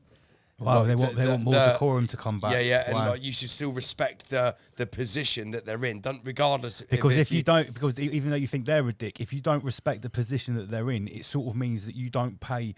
You're not paying respect, and you're not even appreciating the system. Exactly what Graham's saying about these high court judges. That's allowed you to have the freedom to even think you might have free speech, whether you do or not. That's so. Regardless of if you think they're a fucking paedophile, I need to retard, ask Graham a question, mate. Right, Graham, you've mentioned Freeman on the Land a couple of times. I just want to say, right, when I started researching that stuff about 15 years ago. On paper, it sounded great. What people were saying about it sounded great. You don't need to sign up with the DVLA. When a policeman comes up to you, if you haven't broke a common law, you just say, I'm not in contract with you. I had people claiming that you could grow huge crops of marijuana in your house and they couldn't do fuck all about it. I heard all these amazing stories. But then There's when I been people spoke, not paying their council tax and shit like but that. then I spoke to someone who was one of those people that go around with no car insurance, no DVLA, nothing in England, and when the policeman pulls them over, the first thing they do is what we talked about a minute ago. They say, "Are you under oath? Let's have your number," and all that kind of stuff. And they told me that although they said they were well versed in freedom of the land, when that happened, their car would be confiscated. Usually, it would be crushed. They would be detained for the maximum time they could, 24 hours. They said once they even got beaten up by the police because the police were just so annoyed with them. Yeah. So the point I'm trying to make is I don't think that, in my opinion, what I saw is, or what I concluded, it didn't really have that much teeth, because at the end of the day, if you're surrounded by authoritarian order followers who have the monopoly of violence against you, you can still be detained.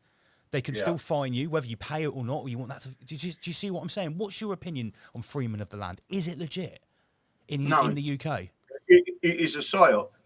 Oh, wow. It's the only way to describe free man of the land is a psyop. I believe it is a distraction because they don't want people. So I'll give you an example. They took constitutional law out of the curriculum in England, in particular, in the late 60s, early 1970s. Why did they do that? Because they also took it out of the bar exams. Prior to that, if you was a police officer, and the reason they did that was because the English Bill of Rights, which is constitutional statute that come from the convention that can never be repealed, right, stated what your laws and rights were. And it also stated that no prince, prelate or other pontificate could have any authority over you whatsoever. And therefore going into the European Union was treason, was unlawful, and it was ultra vires. Therefore, it was null and void. And they needed to remove the education of the constitutional rights and the constitutional statutes from the population to literally remove from you. And again, in 1981, with the British Nationalities Act, they created a legal fiction, which was British nationality, that removed English nationality, Scottish nationality, Irish nationality, Welsh nationality. And what did they do with that? That means that everyone who refers to themselves as British, right, is allowing the state to remove their English rights under their constitution, their Scottish rights, their Welsh rights, and their Irish rights. They know exactly what they're doing. It's communist in nature. Karl Marx stated, and I just want to make sure people understand this, the way I'm saying it, every communist revolution has been shipwrecked, and I'm on a boat at the moment, on the rock of England. He did not say Britain. He said England, because England has the law of the land and the common law constitution. We have not got a codified constitution like the United States of America, because they adopted our constitution almost in its entirety, right? Including the Second Amendment, which is your right to keep and bear arms. So when people understand the constitution and why they've kept it away from you and why they've tried to starve you from that information, you can then see what the free men are doing, and what the straw men are doing is a distraction from the people learning the truth. And it's why I've been banned on YouTube 3 times. It's why, and I mean, with just under 100,000 subscribers, then 25,000 subscribers, then 2,500 subscribers. On Twitter 3 times, even 6 weeks ago, took my new account down, took me down on Facebook. Who runs Facebook? Censorship, Sir Nick Clegg. Who was he? He was a deputy prime minister in coalition with the Union and Conservatives. He is the censorship czar, currently living in the United States of America. And again, people don't understand he's also a Fabian. What are the Fabian Society? The Fabian Society. The wolf in sheep's clothing. Yes, mate. Yeah. So once these motherfuckers are headed up by dark occultist organisations. There's some seriously psychopathic people in the Fabian Society. Well, I'm glad you mentioned that word, because I talk about dark personality. Dark personality, or otherwise known as the dark triad, there's 3 types of personality that fit into that psychological profile. 1 is psychopath, 2 is narcissist, and the 3rd is a Machiavellian. And those types of people, they're only 10% of the population, and they're people causing all the wars in the world and sticking us up in front. Their intention is pure evil. The Christian way to refer to them is they are fallen angels. And when people understand who they are and what they are, you need to test for it and keep them out of any position of power, right? Wow. So getting This back, guy's dropping bombs. Unbelievable. This is sick. Thank you, Jimmy Savile. so again, I mean, I've come up here because Tim is one of the. So he's not a free man of the land, right? He's not giving out bullshit. Yeah. I stand in the High Court of London and represent people. I've had a number of successes in criminal law when I make reference. The police are absolutely shitting themselves because we've just had it confirmed. Well, not recent. I mean, recently. I think it was back in April, May, June, maybe June. When the High Court judge, when the police was saying that the police officers, right? So I want you to listen to my words because the law is words. Police officers were employees of the Metropolitan Police Commissioner, and therefore it is only the Commissioner that is responsible for their actions. And what we did was went in there and said that is incorrect, Your Honour. Police constables take an oath and swear an oath, right? And once they've sworn that oath, they are Crown servants. They are not employees of anyone. They are Crown servants and they are personally responsible. So the other side said, well, that's not the case. Look at this. And they show some corporate law. I said, your corporate law doesn't come into this. This is about ancient rights and usage and the fact that they swear an oath. And that oath is this. And then I produced the Police Federation president's signed documents, right, from the Police Federation themselves that stated the oath and then said clearly, police officers are liable individually for their own actions, each and one and every one of them, right? That there is only one rank, and that is of constable, right? Which I've told them a million times. When they start telling me I'm a sergeant, mate, I say, no, you're a police constable, and I am a subject of the realm of England, right? The point I'm trying to make is the judge agreed with us, looked at the paperwork and said, well, there it is. They're personally liable. So what we've got now is we're now suing the Metropolitan Police Commissioner and 4 individual police officers. And what we've told them is we are going after you individually for your houses and you are going to pay for what you've done to one of our members, which was basically tortured him. We got it on video. We've also got a jury trial, right?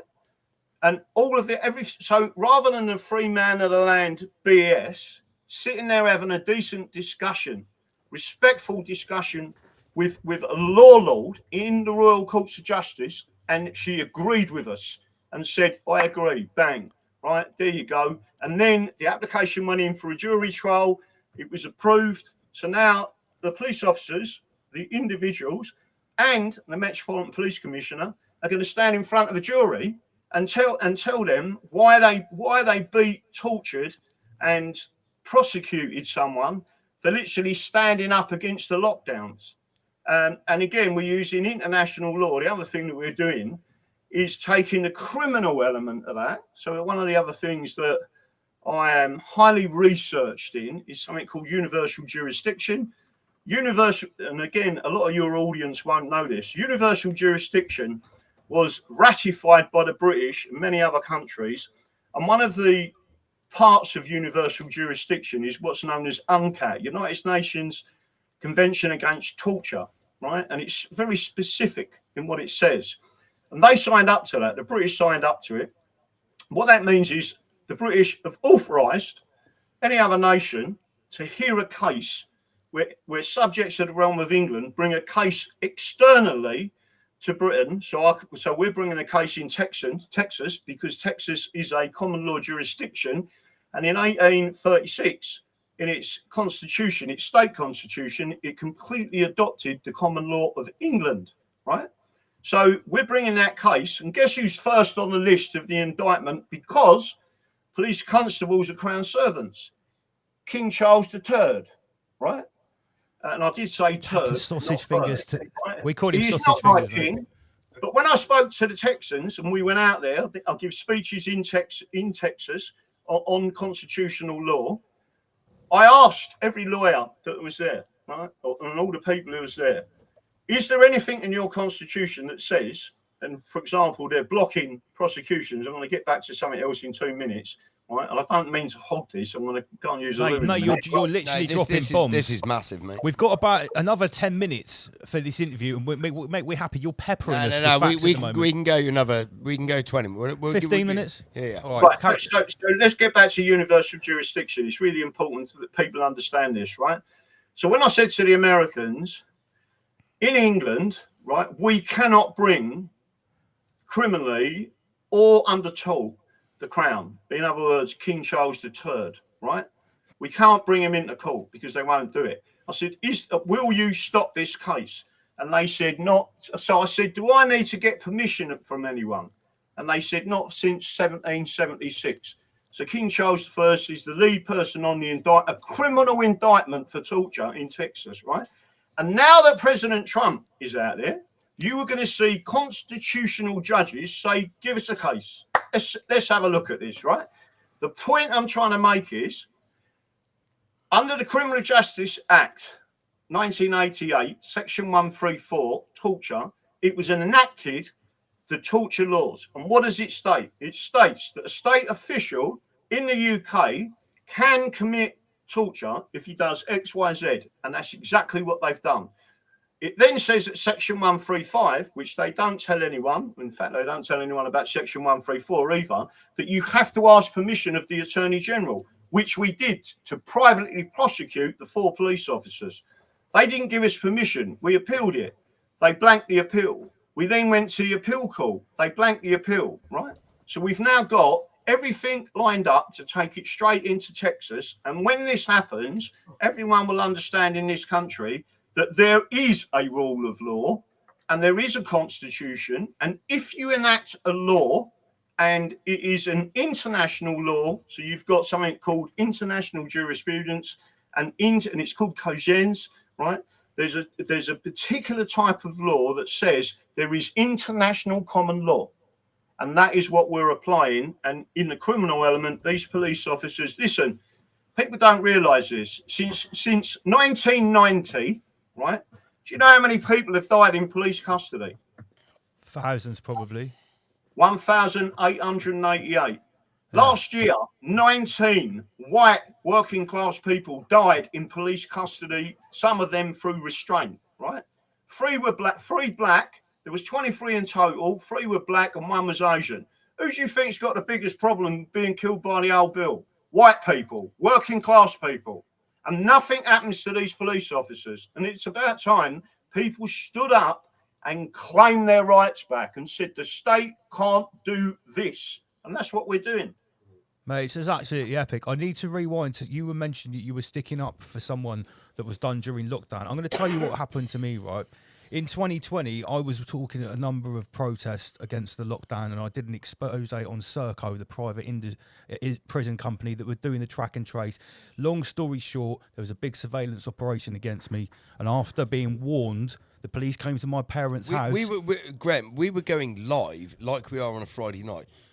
Lance got a message. Sorry, Lance's wife got a phone call. Sort the camera out, Lance. Lance's wife got a phone call from Lance's mum saying the police are here at our house. Whilst me and Lance are at his house. I haven't lived with my parents for almost 20 years. They're in their mid-70s. It's 10 o'clock on a Friday night. They know where I live here. They said if they were watching the show. They said if Lance speaks at that lockdown protest in Truro tomorrow, we're going to arrest him. We're not going to let him get away. And my mum basically said, I hope you're ready. He will think that's game on. Now, I went there. I was detained, arrested, for 23 hours. For 23 and a half hours. And these are the charges they gave me, Graham. I got breaking the COVID regulations, travelling outside my county, conspiring to incite others to break the COVID regulations, which was exactly what I was doing. But also, they tried to charge me with holding an illegal gathering of more than 30 people. Now, everyone, and basically I was being threatened with a £10,000 fine. I couldn't leave my house without the police coming up to me by name saying, where are you going? Which we tested out. I couldn't get within 500 metres of a megaphone while other people in my hometown were saying, fuck the police on a megaphone at a protest. It was bizarre. Outside the council building. Now, everybody told me, don't go to the court. don't get a lawyer, do common law. And I got so much stick because what I did, we crowdfunded $3,500 and we got a really good barrister. Now, maximum respect to you because you are going to go against the grain with what you're saying. You're saying you need to actually know what the Constitution and the law is and use it rather than go into the natural law and the Freeman stuff. So let me just say something to you. And again, I don't want to be disrespectful to what's happened to you. I'll tell you about Charlie Staples, right? Exactly the same thing. Just quickly, Lance, finish your story. Well, mate, shortly, I got the barrister to read the COVID Act and I got it thrown out of court because there was no case. Basically, essentially, you paid somebody to read the small print. They read all the small print of the entire COVID Act. They wrote this big, long thing and we got them on page 2. Basically, the COVID Act says that you can go to process.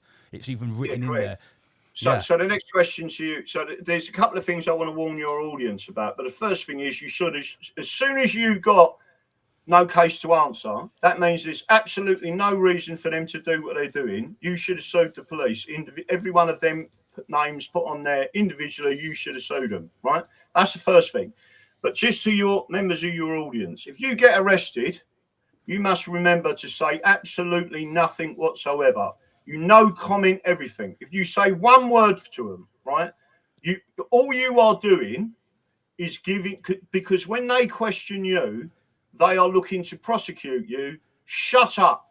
Don't say anything. Stare at the wall, right? Play with your willy if you want, but do not say a word, right? Because anything that you do say is going to be used in evidence against you, right? Primary basic law. Don't go for a barrister. Don't go for a solicitor. If it is tried either way, in other words, it's summary or it is indictable. That means you have got the right to go for a jury. Go for a jury. Represent yourself.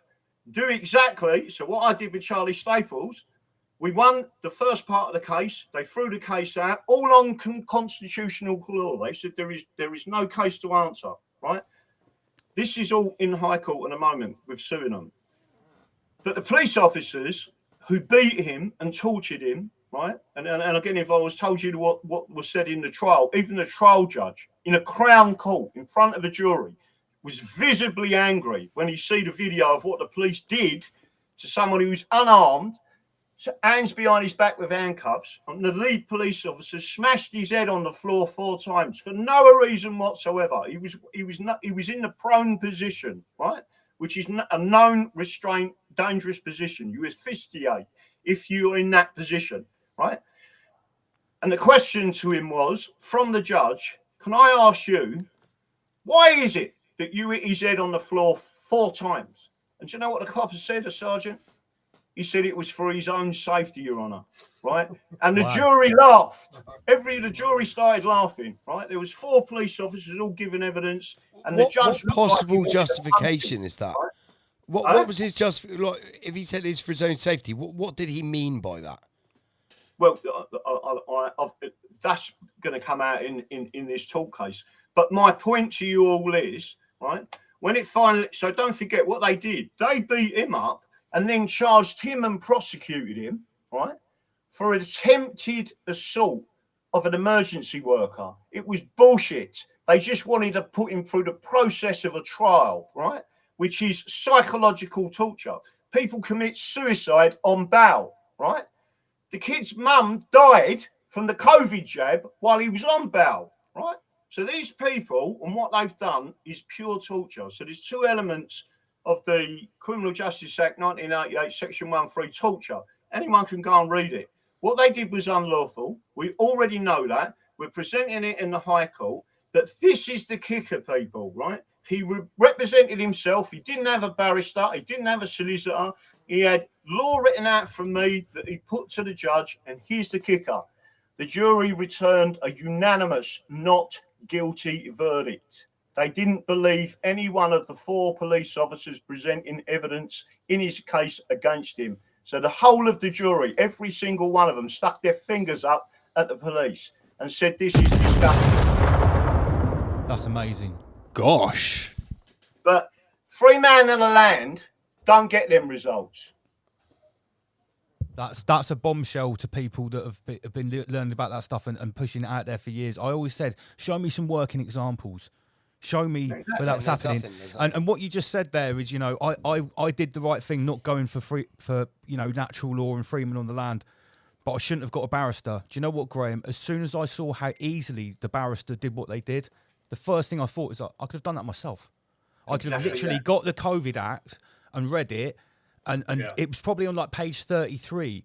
It literally said this legislation does not take away your ability to protest against punitive and authoritarian government measures. Those are pretty much. Can we stop saying the C word? Yeah, we have said the C word, and I've just got a message. Yeah, Graham said something about someone dying from taking a jab. We just need to point out that. You're not allowed to we say just that. need to point out that's Graham's point of view, and if you want to get the good medical information, you need to go to the World Health Organization. Absolutely, guys. They have YouTube all the moderators information. No, Head over to their website. Graham, I've been through YouTube re-education 3 or 4 times, and I just need to make everyone aware that, you know, we could just be talking about Lance anything. is a specialist in the digital gulag. Yeah, I've been there many times. Not as many times as Graham, though. And I've just got to say, Graham, when you first came on, I was like, who the fuck is this guy? He's well knowledgeable. And then I realised you used to call yourself Daddy Dragon, right? Yeah, that's Daddy Dragon, yeah. I'd seen those videos a long time ago. I was like, okay. And the penny drops halfway through. It was you. So one of the things that you have to remember as well is people say, where did the online name Daddy Dragon come from, right? And I'll just briefly explain it to people. Daddy Dragon comes from because the original flag, we've got original flags of New Zealand here, right? Which is a legal fiction, New Zealand, right? The same as British is a legal fiction, right? People must understand that the original flag of England was I think it's called a griffin, or right, and it looks like a dragon, but it's not, right? And it was on a red background and a white one, and then they had a gold one for when you was going into battle. That was the original flag of England. So because I talk of England, right, and English law, people then you started to call me Father Dragon, right? Ah, I see. And then it got cut down to Daddy Dragon. Is that the same dragon that's associated, or the griffin, the red one that's associated with now the Welsh flag? Is it but the Welsh didn't have their own flag until 1947. It always upsets them when I talk them about that. And they become a principality, whether they like it or not, in 1536. I don't mind them being completely independent. I want them to be. I respect their culture. I respect their nation. The same as Scotland. But if you're going to flood the country with immigration and do all sorts of other things, and if you want socialism rather than the common law, if you want communism, you want all that stuff, then that's fine. We'll just put a big border wall up, and you better have a passport to come into England. And if you ain't got one, you ain't coming in. We'll get Trump to build a wall. Oh yeah. Well, it's kicking me out. Are you happy with this week, Graham? Are you happy Trump is back? Sorry? Are you happy Trump is back? Do you think it's good, or do you that Trump is now going to be president again? Does this please you, or do you think it's just a waste of time even worrying about that? Well, do you really want my real opinion? Absolutely, 100%. Straight to the bottom. Go on. Right. My opinion on Trump is this, right? The United States of America has still got God in the country. I've been there a number of times, and they're absolutely lovely people. Let me tell you something now. Trump and everyone who's now in that administration have still got God in their life. They believe in God, they believe in Jesus, and they believe in literally the common law, and the common law is God's law. I'm telling you now, America is going to take back America.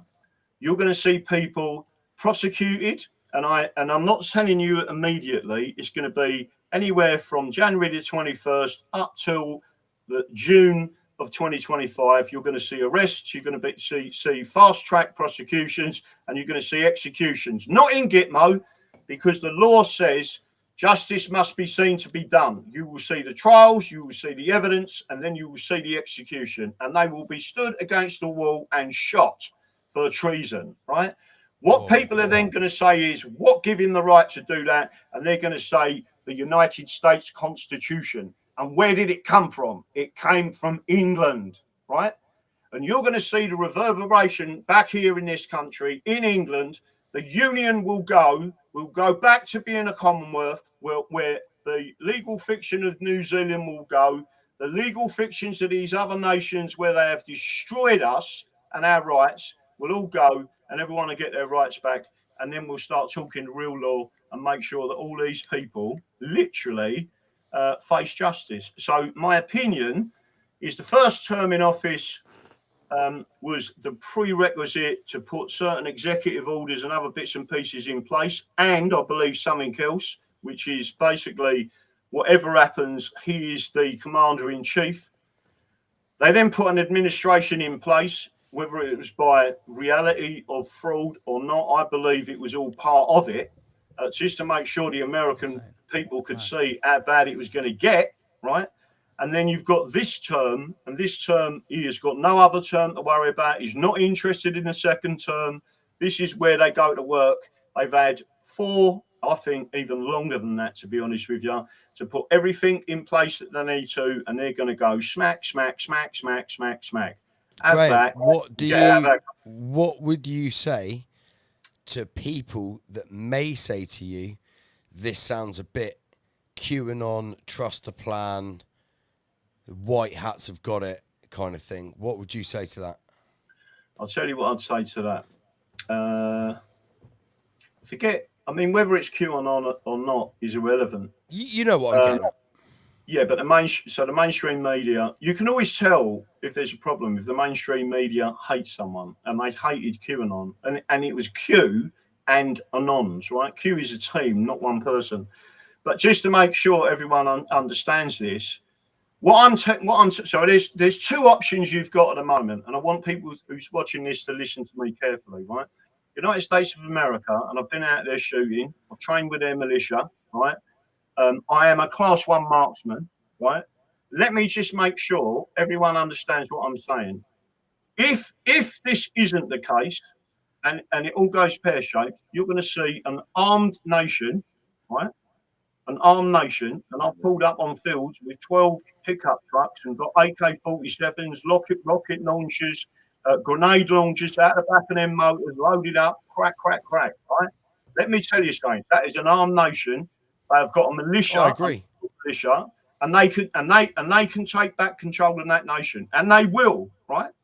In my opinion, that's not the way you want to go, and a plan was put in place to stop that happening. And because there's people that care about the citizens of that nation and don't want another civil war.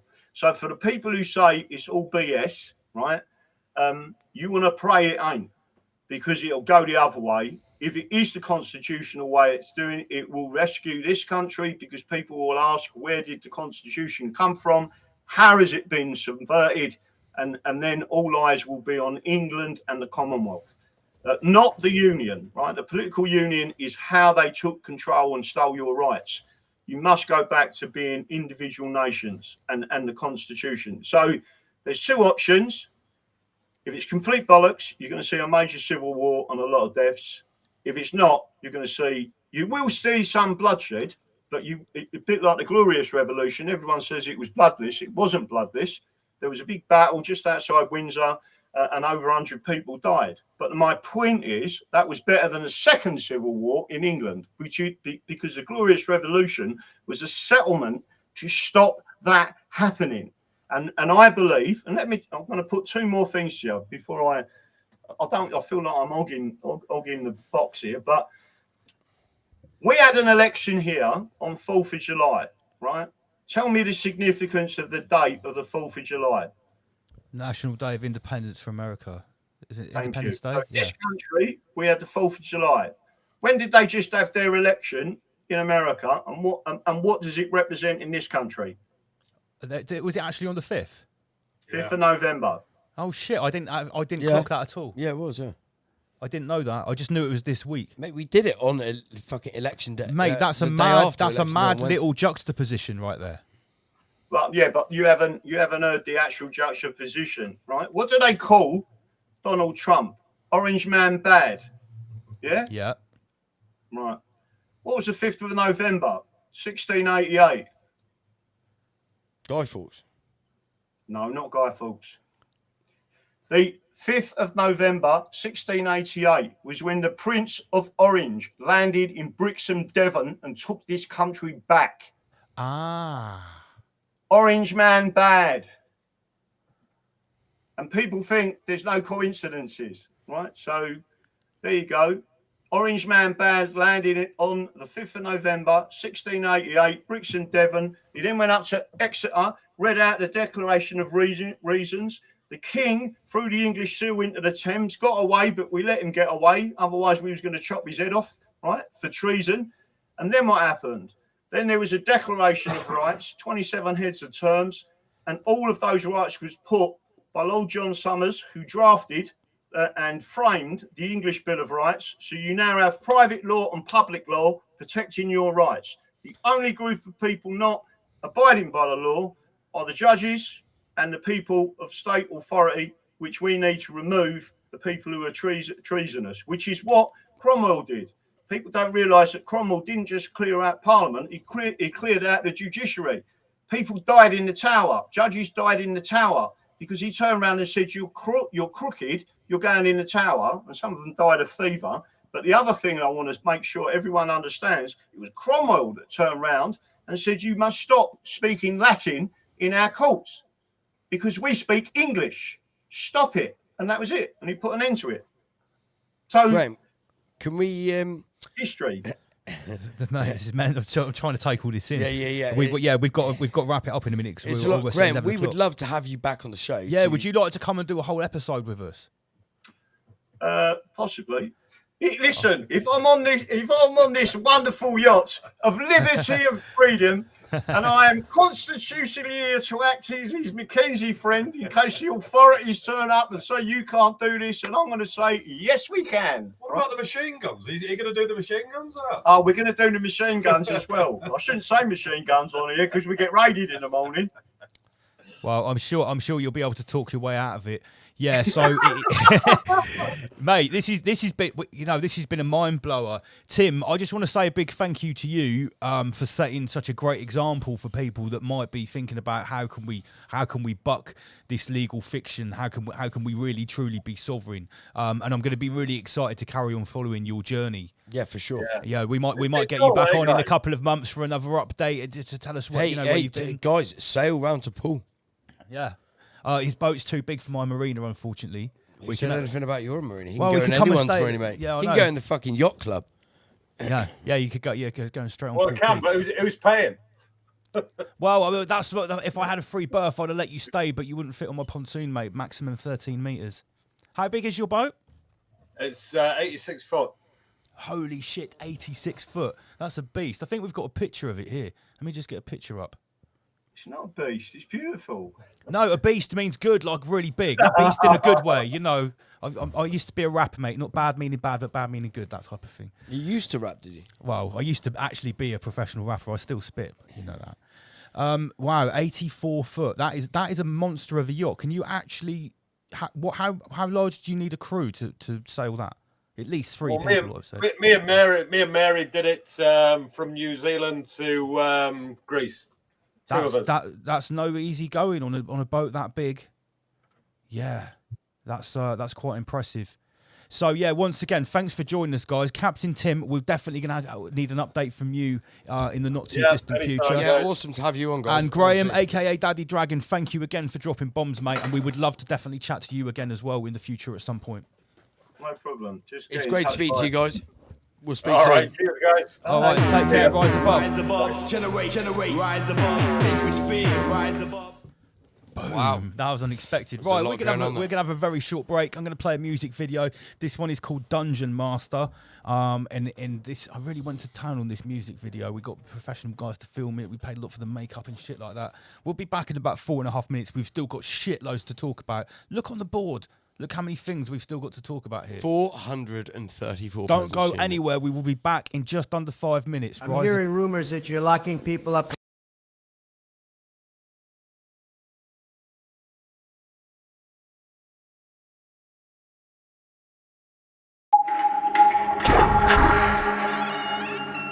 Born into a life of suffering, a tortured soul, accustomed to horrific pain and from the age of a mere infant. His mind fermented with perverted pleasures, sick and twisted desires. There was only one place that could satisfy his insatiable lust for inflicting agony. Only one profession that could truly cater to his torturous tendencies. So, he sought the dungeon. And he became the Dungeon Master. Ominous growls from shadowy corners. Acrid breath on my neck feels warm. Trapped with the monster deep in the dungeon. The monster at one with his darkness, my true form. I'm hearing deafening screams from the echo chamber. Deafening screams, these cries of anguish narrate the night. Devilish themes, no movie trailer. Darkened hearts stay far from the light. Growling demons haunts me relentless. Calling Christ, falling empress, howling heathens, calling endless. Ritual torture forms an excess futile. Escaping the pain, it's brutal. The crusades in vain to be truthful. It's fight or flight and it's crucial. I survived this night. Beware of the dungeon. The Dungeon Master. Beware of the dungeon. The Dungeon Master. Beware of the dungeon.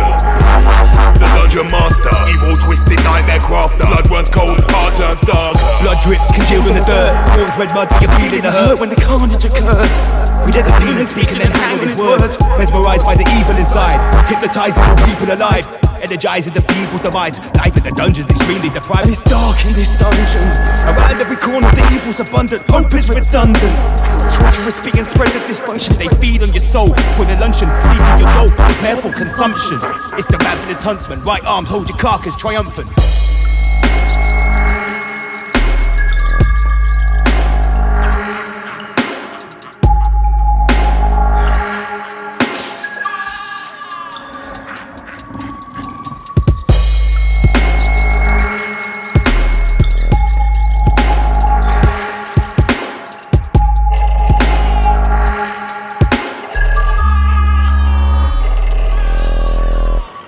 Beware of the dungeon. The Dungeon Master. Beware of the dungeon. Beware of the dungeon. The Dungeon Master. Evil, twisted, nightmare crafter. Blood runs cold, heart turns dark. Welcome to my dungeon. Many you try, no one escapes. Repent your assumptions. If I blind, I hesitate. Cherish the darkness. Vision aside, reject the light. Be heartless regardless. Focus your define, join you tonight. I'm serving the master, feeling listed. I made a pact in the dungeon, twisted. Observe the drama, I've persisted. Caused destruction, couldn't resist it. Now I'm addicted to his agony. He insisted I'm part of his family. Encrypted versus blood soaked rhapsody. Illustrates graphically. Baphomet images, hideous text. Insidious images, tearing your flesh. Advocates limitish, criminal privilege. Innocent, wicked, and kill with finesse. Nefarious passages written for them. Ignoring the savages, sinister men. Mysterious messages forming references deep in the dungeon. Time it, your friend. Beware of the dungeon. The Dungeon Master. Beware of the dungeon. The Dungeon Master. Beware of the dungeon. The Dungeon Master. Evil, twisted, nightmare crafter. Blood runs cold, heart turns dark. Beware of the dungeon. Beware of the dungeon. Beware of the dungeon. The Dungeon Master. Evil, twisted, nightmare crafter. Blood runs cold, heart turns dark.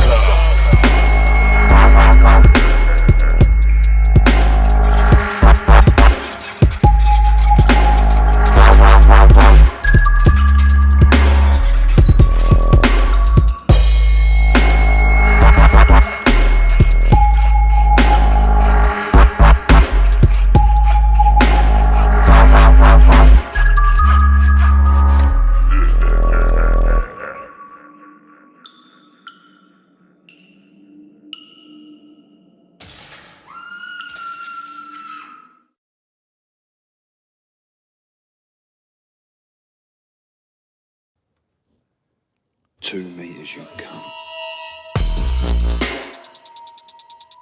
Yeah, we're back, everyone. How's everyone feeling? Just past the 11 o'clock hour, live on your Friday night, the 8th of November. This is the one and only Rise Above. I'm Double LMC, and that's Andy PG, Word. motherfucker. Right, Lance, before we go any further, let's do it. Let's just do it. This is Rise Above. Right, We get okay. everything out on the table. We need to address what's just happened, right? Because I saw the comments. I'm concerned. I saw the comments when Graham started talking about, when I asked him about Trump, and I'm still glad I asked him the question. I know what people were saying in the comments. Nah, this is Q rubbish. Rhetoric. Q rhetoric. I was listening to what he was saying, right? Cubic. Oh my God. It's very cubic. It's very cubic, right? Now, I'm not saying he's wrong. At the end of the day, I don't know, right? I'm just playing devil's advocate here. But what if he was... This is exactly what I was saying at the start of the show about what the Q people think, that the last 4 years was actually just a show with a fake retarded president to show you how bad it would be if our commie enemies got in, right? What about if Graham is half right? That has been the plan, and the Q is the military, is literally the military industrial complex that has gone rogue and stopped following the murderous Zionists that are trying to destroy America, because people in the military love America, don't they? What if there's a synergy of that stuff actually being semi-true, and there's going to be a huge military takeover of America, and they're literally going to start getting communists and throwing them out of helicopters like General Pinochet did? Guys, let me firing know squad. in the comments if I have to slap Lance. What if that actually happened, but that was the rise of the far right? Do you see what I'm saying? I see what you're saying. I'm not saying it's definitely that it could be true, but I'm saying that if it is true, why do you necessarily think that would still end in a good way? Where America and other countries in the West went so hard, literally actual fascist right, where anyone that went against the state was fucking executed and shot. Can and one stuff of like our moderators from Archaics, please, Pamela Swan, can you maybe do it? We need to speak to Jason about this. Can you go back, whether it's now or after the show or whatever, can you go back and see what Graham said about the dates, about the, what was it, 16... something about the correlation between November the 5th. Between Prince William of Orange. And see, can you just ask Jason about that? Maybe get a clip of it and just ping it to Jason. See what he thinks about it. See if Jason can address that for us. And see if there's a cross-calendrical palindrome. Yeah. Can you get me I got it, yes. Cross-calendrical palindrome. See if there's any cross-calendrical palindromes. I fucking finally got to say it. What's everyone saying? If you were on board with what Graham was saying about Trump and what he thinks is going to happen, put a 1 in the comments. If you think he was chatting poo, put a 2. Was he chatting Putin? So number 1 is pro what Graham was saying. Number 2 is nah, that's Q rubbish. I don't believe that's true. I want to see what people's gauge is. I want to see what the split is here. Got a couple more peasants spent some money here, lots. Oh, big shout out to everyone that's buying merchandise tonight. Remember, if you do support us by buying something off the website, you will also get sent a Rise Above pack from the box over here. That is Richard and Christopher. You got Rise Above Christmas cards. Shout out, you got some shit coming to you guys. I'll send you beer mats, stickers, the lot. Just literally. What else you got? We got any Ryan Sanders CDs? They're all gone. Ryan Sanders, if you are tuned in, mate, hook us up with some CDs to give away. Yeah, big shout out to Ryan. Yeah. Or any other artists. That's a good shout. I've seen he's been doing MMA this week. Yeah, he's training MMA. Yeah. He was sweaty. I tell you what, I was absolutely gutted that Comprehend didn't get to have his boxing match. I know, mate. I said this to you. Announced last week. I'm not sure if it was actually a godsend for him. Well, Socks, the grime rapper that he was supposed to be boxing, turned up, and I chatted to him backstage, and he was just dressed in a track. Well, he's still dressed in his coat, really chilled. He looked pretty stoned, actually. And he's like, yeah, blood, yeah. And I didn't even mention the fight to him. And then the next thing, when I'm ringside, there's 3 fights to go, and I was like, I can't wait to see Comprehend. Nah, that fight's off. Socks failed his medical. He had his heart rate was too high. Because he didn't have a joint. Well, I don't know. I mean, the guy seemed pretty chilled to me when I chatted to him. Because he'd had a joint. What, did that make your heart rate? I don't know, but I mean, I thought was that lowers your heart rate. Oh, No, he was well chilled. He wasn't like, yeah, blood, really hype. He was like, yeah, seen. Just chatting to me. And, well, yeah, gutted for Comprehend, trained for ages. Right, let's crack on. No, he didn't. He trained for like 6 weeks. 8 weeks, he said. That's quite a long time. 8 weeks. It's quite a long time if you never trained for 8 weeks before. Okay. Does it also... I'm not dissing Comprehend. No. I love Comprehend. Comprehend, I spoke to him. He was gutted. Ginger fucker. He was gutted, mate. He really wanted to fight. So, is everyone feeling the noteboard here? Andy PG's got one as well. I've cleared mine. I haven't got a peasant camera over here. Well, should we get you one? Yes, please. We'll get you a peasant cam. Yeah, well, now we've got the new computer. Yeah. Oh, massive shout out to John at Castle Computers. I'm going to put his next. Oh next yeah. show. See, look, we could show that off. Oh, let me see. Can we get that? Point to the microcomputer we've got over there. Over here, guys. This is a microcomputer. It's more Right. powerful than the big computer down here. And John from Castle Computers. This is directly from Enki Musk. This has been purchased especially to do the live event in March, where we can, we need to set up the studio in the hotel. We'll be using the microcomputer. This is essentially Starlink. I like the I actually like the desk view. I do, The yeah. comms. You Everyone can actually see me pressing buttons in real time. Boom. Should we? Yeah, go on. Give him a demonstration of how the quick. The problem is you're a fucking retard. Let's go just one more time. The problem is you're a fucking retard. Yeah, so that's the bottom left, guys. Bottom right in this channel, we've got Raw. And again. Raw. Yeah, good. What we've got at the top, we've got Greta at the top here. You have stolen my child. That's right. Right, back to the notes. Right here, right now, is where we draw the line. That's it. We draw the line. We've drawn the line. No more Trump talk. That subject is done. I'm keeping my hat on. You can still keep your hat on if you want, even if Graham almost knocked it off your head with his Q-ish stuff. Right, customer services. It was going so well. We're probably not even going to have time to open the phone lines tonight, let's be honest. Were we doing that? Right, I put it as a backup in case there wasn't anything to talk about. No, there's loads to talk about. Yeah, there is loads. Go back here. What did you just have? No, sorry, no, other way. This way? Well, the next subject was weather Right, modification. okay, yeah. Right, okay, so last week, or 2 weeks ago rather, we had an awesome show where we had Matt Landman on, and the reason we got him back to talk about the weather modification was because of... So there were 2 hurricanes in America after each other. I feel fucking sorry for like a lot of the world here. They've been fucked with multiple floods, hurricanes. Yeah. So we covered the hurricanes. We Propaganda. also covered the new northern, well, the Schwab lights, the everywhere the lights, digital sky, the digital colourful peasant show in the sky, which is happening everywhere. We talked about that, but often, right, when we do a special on a certain subject, what I find with Rise Above is a week and 2 after the show, there seems to be a whole lot more on that same subject, which we need to catch up on, right?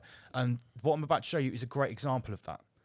I'm not saying we need to catch up. This is developing in real time. Yeah, sorry, we need to cover it. Because it came out it happened after the show. So obviously everyone knows that Spain is being hit by these flash floods, but they're like no normal floods.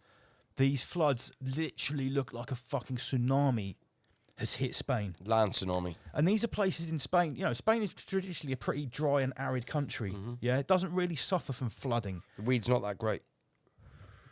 Climate's too hot. Yeah. Yeah. But it's a bit dusty. That's why they grow it in the polytunnels, I guess. They do, yeah. Yeah. Now, Barcelona hit by new flood as rescuers search Valencia basement car park. So, Valencia, famous for its oranges, I believe. Yeah, very tasty. Yeah, really nice part of Spain. Absolutely decimated, right? Spain's king stood his ground under a mud barrage. So the king of Spain walks down the street, down like a tsunami disaster zone, and all the peasants start flinging mud at him. Okay, let's have a look at some of these other pictures here. Let's look at this. Literally, cars piled on top of other cars. Yeah, mate, there was buses just fucking sailing down the street, literally down a high street. Buses, cars, peasants, everything. It's a floating disaster, mate. Yeah, it's I feel really sorry for these fuckers, honestly, for the people they've done this to. Mate, this is like everything just destroyed, like your whole life destroyed. There's hundreds of people dead, probably more like thousands. Let's be honest. If they either lie and make it more, or try and cover it up, it's probably many more. So let's have another look at another photo here. Yeah, buildings decimated. No, look at this shit. Imagine trying to fucking sort this out. Yeah, absolutely. I'm not saying 9/11 was bad. Obviously it was, but I mean, like... Look at that.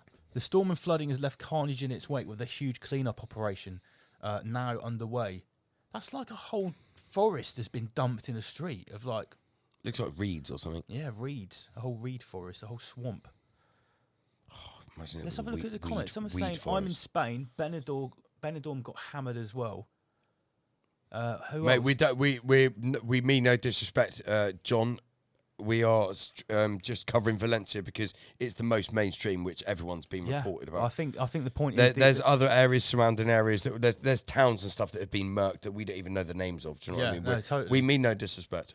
Let's look at this. Fucking hell. This is what I mean, mate. Look at this shit. Imagine trying to fix this. Literally billions of pounds of damage. You could say like whole towns, whole villages have just been destroyed. So, Michael, is this going to coincide with some lithium farm or an area with quartz? Nowadays, that's the first thing you think. What has just been found there? Well, it seems to be the trend. Is it the fact that these are areas which are prosperous and there's no like social housing there? Everyone owns their own property. They're pretty healthy. They're self-sufficient. These aren't, I don't think, like large metropolitan cities are hit with stuff like this, are they? Is this going to be exactly my? It's a great segue. Is this like trying to move people into Schwab cities? I think literally it is. For me, this is just really, part of it. It's just part of the Greta reset, really. But it's a great way to roll in the global warming, climate change. Oh, Michael, are they actually? No, I'm going to wait to ask that question. Go on. Okay, I think it's roll in the global climate. warming change. To increase its validity within the sphere of the Greta reset. You know, it's not just personal. It's not just physical, spiritual, financial. We're going to Schwab everything together. It'll be climate change. It'll be a new banking system, a whole new set of laws, AI, etc., etc. Now, what is the official cause of these floods? No surprises here. No prizes or surprises. Where did for all guessing this water come from, Michael? Well, apparently it's human-caused climate change. Now, human-caused. I think that's actually a really important part. What? Who like turned the tap? Who turned the tap? Well, on? the idea is that the poor actions of humans over decades producing too much peasant carbon has caused global warming, climate change. One is that warmer air holds and then dumps more rain. The other possible changes is the jet stream. Basically, an absolutely unprecedented amount of rain was dumped. So here we go. Hang on a sec. Right. Scientists trying to explain what happened see two likely connections to human caused climate change. One is the warmer weather holds and dumps more rain. The other is possible changes in the jet stream. Do you see what I mean? It's all speculatory theories. Basically it's all nothing. theorem There's bullshit. nothing here. Yeah. It's just it's just fucking propaganda. Climate scientists and meteorologists say the immediate cause of the flooding is called a cut-off lower pressure storm system that migrated from an unusually wavy and stalled jet stream. Unusual, so that could be, unusual. Unusual. A bit mysterious. Not normal. And let's look what it says there. Jet stream, a stream of jets. Now we know what they're talking about. They're talking about a jet stream as a weather phenomenon. But keep in mind the word jet and stream. Obviously, there is a more Ramesh explanation for what's going on here. Get rid of the overlay. Oh yeah, shit. Okay. So this is from the World Wrestling Federation, the WWF. Do you know who's the patron of this? I don't. Sausage Fingers, pretty sure. Because his dad was the patron of this wildlife charity. Right. So the biggest dam removal in European history, this is from way back in 2019. In a historic moment for Europe's rivers, the first breach was made today in the 36-metre high Vezines Dam, kickstarting the biggest dam removal in Europe so far. So this is actually saying how great it is to be removing more dams. This than is ever. better for the environment, Nas. Yeah, because it's the Sausage Fingers Foundation. This will cares about the world. Michael, this will directly prevent climate change catastrophes. Oh, them doing this, okay? Yeah. Oh, this yeah. This is to prevent. And guys, I would like to just add the note here.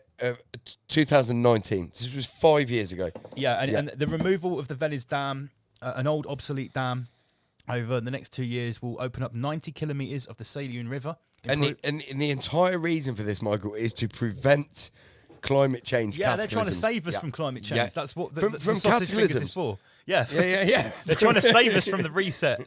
Okay. This is from 2021, so 2 years later. It's in the dam. This is actually a whole publication called Dam Removal Europe. Mate, this is taxpayers' money well spent. Billions of your peasant shekels have been spent to remove these dams, comrade. So, but what millions are spent building them? Yeah. Firstly, millions of people died building these dams, especially in China and well, thousands maybe. Let me just have some and then more, they've just Lance has got to snort some more of his. No, What is this shit? some more rocket fuel. We're not sponsored by these people yet, but this stuff is amazing. Boom. I like how you said yet. Well, maybe we could get sponsorship. It's only honey and eucalyptus. Right, so Michael, where are we? Millions of billions of pounds spent on building these, removing them. Right. So in the previous article, it said ancient or old defunct dams. That's in 2019. The Venice Dam was a moribund, derelict dam. We weren't using it. Tartarian. It's Tartarian. But check out this. In 2021, we learned that out of the 21 hydropower dams, now hydropower dams are not old or obsolete, their licenses expired this January 2020. Pardon me. Bless you, Michael. 12 of those dams will be demolished. That's over half. These demolitions will be paid for by the owner of the dam. So that's one and two, yeah, so three. As enforced by Spanish legislation. This is all in Spain. Okay.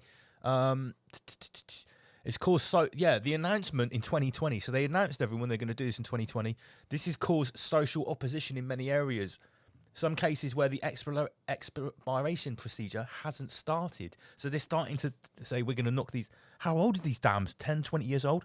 These cost probably billions. Again, these are not like ancient Tartarian dams that are falling to pieces. Yeah. Right. Covered in glorious architecture. The great news, 12 years after a world report was from the WWF, the one we just showed, pushing for the removal of 20 dams. One of those dams was recently announced to be removed, the Pagoda Dam, located in Basque Country, again in Spain. This is all about Spain. Now, fast forward to 2023. A record number of river barriers removed in Europe in 2023. Removal of nearly 500 barriers last year will help restore disturbed waterway to their natural state, says Dam Removal Europe. So there's a whole fucking industry of this. The fish are fine. Or as long as Just the good fish for the can, fish. as long as the fish can go to the Britney Spears concert The factory. fish are fine, yeah. Have you seen that? The factory that Britney Spears' fish.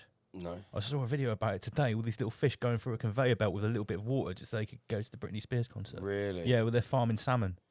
It all with Well, there you go, guys. Murray technology. Like wild line caught salmon. Now, on the right here, this is a map of the particular part of Spain which has been absolutely battered by the floods. As you can see, Valencia, let me just get the thing here. You can see Valencia here is right down on the coast, which dictates it will be in the lowlands at sea level. Yes. As you can see, there is a line of these blue dots that go in sort of like a vein, and it runs right down to the Valencia. You can imagine that is a river. And these are all dams. And every single one of these blue dots and green dots is a dam. I think the green ones are planning to be removed. The blue dots are dams that have been removed. Look at that. There's actually maybe two tributary rivers that are flowing into this Valencia, where it obviously flows into the sea. Does anybody think that the removal of 500 waterway barriers and dams may have improved the flow of water heading just to Valencia there? Well, what do you reckon? Michael, as you know, I'm not an expert in Neither am I. in aquatic infrastructure. Right. However, I would say from the look of this Michael map that this was deliberately done to flood Valencia and surrounding areas. By the looks of it. Because maybe it was an accident. Maybe they didn't have any idea this would happen. we all know, like, look at the size of the dams. A dam's a big, hefty thing, right? And it's going to cost a lot of money, a lot of Michael power to take them down. They needed a few years to do this. Yeah, sure, but what? So from 2019. It seems like if this started in 2019, they haven't exactly been going slowly. Look how many have gone. That's what I'm saying. Have we got any more numbers? But they've had 5 years to do this. Let's have a look. Oh no! Right. Okay. So the last three things I've shown. How exactly do you take a dam down without it just fucking like each brick you take out? You probably have to use dynamite. And then it just goes. Yeah, and then the water just goes down. With when I was in bricks Laos, and all sorts in it. When I rubble. was in Laos, there were stories of the Chinese doing it because they bought all the rivers and the roads in Laos. Of course they did. And they were removing dams, and one dam that they removed literally displaced 100,000 people. Wow. All their houses washed away, and then the Chinese took all these displaced Laotian peasants, put them in a totally different part of Laos, in and said, "Here's your Organ land." harvest dummy. Well, Something. no, this was just in the middle of nowhere. He said, "Here's your land." They weren't anywhere to live. They just gave them piles of building material and said, "There you go, build new houses," and just left them there. Luckily, in Laos, you can build a house in about 2 weeks. Yeah, of course you can. So let's You don't need walls. We've been told by all these different top-level clown world institutions that dams need to be removed. Dams equal global warming, climate change. They are bad. They're bad for fish. I'm going to stop you there, Michael. I would be interested to find out, if someone wants to rabbit hole this, not right now, who these advisories were. I guarantee. Who are these people advising to do this? I guarantee that let's go back and up. then who's on the board of the advisories? That's what I was, because I guarantee. We could have done that. If I we had the website guarantee. up. No, we'll do a live peasantron. It says team. It even says team just there. There you go. And yeah, but you could we can see, you can see who's on the board of what, and I guarantee so it's BlackRock, Vanguard, all these mother. Can you get, are you going to No, take no, a I'm not wild, gonna do this a now. wild No. guess that some of them might be members of the World Economic Forum as well? I'm sure there'll be cuboids. Do you reckon? I'm They, sure yeah, there'll be cuboids. There will be cuboids. Be cuboids. Do you reckon Digital they might be cuboids. wearing the little wheel of The wheel of destruction badge? Yeah. The Wheel of David. The Wheel of David. The problem is you're a fucking retard. Yeah. Right, so dams are bad. We must remove them to stop global warming, climate change. You can see what they're saying. Well, believe it or not, while loads of dams have been removed, while Valencia and other places were basically getting washed away, this article came out how a 2,000-year-old Roman dam, 2,000 years old, it kept the Spanish town safe from floods while modern defences failed as public anger grows at authorities say the disaster might have killed 400 people. So as you can see from this photo here, the little village on the right-hand side is basically the reason it hasn't been washed away is because of this huge Roman dam, 2,000 years old. As public anger grows in Spain over the authorities' lacklustre response to flooding that has left as many as 400 dead, dramatic footage has emerged showing how one town escaped the worst of the devastation thanks to a 2,000-year-old Roman dam. This is proper clown world. On one hand, all of the Schwab organisations are telling you, we remove all the dams, this is a great thing. And then the mainstream media is saying the only thing that saved this town is the 2,000-year-old dam. I would argue the gaslighting is phenomenal. This is gas mark 33. This is gas mark 33. It really is. Just hit it. There you go. Yeah. It's clearly racist. It is clearly racist, and I would say it's also... Let me tell you. Unbelievable. So, what could have been caused, apart from removing the dams, what could be the other cause? Let's have a look. See what the mainstream media's been saying. Always with the weather. So, while the dams, but they probably removed 200 dams at this point, they started spraying lead oxide, silver iodine, and diatomite. Obviously, you need all that. Sounds like dynamite. You need all that in the air. Yeah, okay. So this is the Iberian Voice. The Iberian Peninsula, I guess, is that where Valencia is? I'm not sure. Someone can probably tell me in the live chat. And then on the right-hand side here, we've got the Olive Press saying Morocco ramps up cloud seeding program amid fears it will affect Spain's climate. Oh, again with the climate. Who's writing that, Alex? Alex Trelinsky. Lance. Ski. Ski. It's another cuboid. It is another cuboid. It's another cuboid. I bet it. Right, so we this is like not that surprising. Everywhere's doing cloud seeding. But this is obviously like direct evidence to show that they have been cloud seeding. See, that article was at 3:00 as well. And spraying loads of shit into the air. And they're already worried that it's going to affect the climate. Right. Here's another one. Morocco World News. Morocco's cloud seeding plans raise concerns in Spain. Why did I pull this little bit up here? What does it say? The Spanish Weather Agency has allocated nearly 10 million in 2003 to boost its cloud seeding program. £10 million worth of artificial rain, aiming to generate artificial rain and alleviate the structural drought affecting the country. How much water do you get for 10 million? How much is that? Do you reckon it's more expensive than buying a bottle of water at the shop? Well, it's got silver iodide in it. Yeah. Highly invested in that water. Well, you got enough to wash whole towns away. Maybe in a concentrated area, you can laser beam that shit. Weaponized weather manipulation. Yeah. Right, now. Here we go. Whoa, whoa, Oh, whoa, yeah, whoa, my whoa. God. Right. Getting back to Now, maritime. None of this is surprising because we've already had 2 shows about weather modification. Everyone's been talking about it. It's not surprising that you can easily find articles exactly as you'd expect saying, oh, we were doing some cloud seeding. I wonder if it will cause floods. We also know they've removed the dams, but maybe there might be something else at play as well. Now, this boat is called the MV Caradanes power ship Osman Khan. That's what it's called. Sounds so Jewish.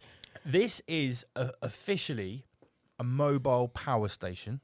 That's what. That's your narrative. What does it say here? It's a flagged floating power plant owned and operated by Carp Power Ship. In 2016, she was solemnly sent off from the Hatsan shipyard in Anatolova, Yalova, Turkey to Ghana to supply electricity to the power grid. So it came from the little Hatsan shipyard. How does it get the electricity off the boat? Does it have a wire that goes out to the boat? They harvest it from the ether. Now, obviously, this is proper tinfoil stuff here, but the word on the street is that this boat is essentially like a Death Star, and whether it's a power generator or not, this is essentially like HARP technology on it. So if you want to go and attack someone remotely with your sort of like aqua cuboid Death Star technology, nice. You use a boat like this. Let me just see. I'm pretty sure I've got a video of it. Aquatic cuboid Death Star. Yeah, I've got a video here called a mobile. A mobile, yeah. Yeah, a mobile aquatic Death Star. Let's check out the first video of this boat, see what you think.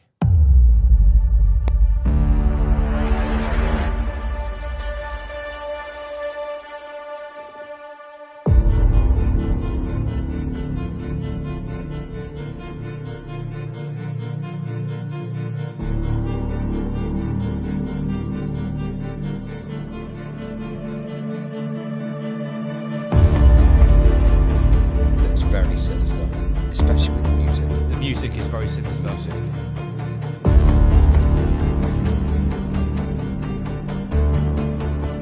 it's got this Islamic.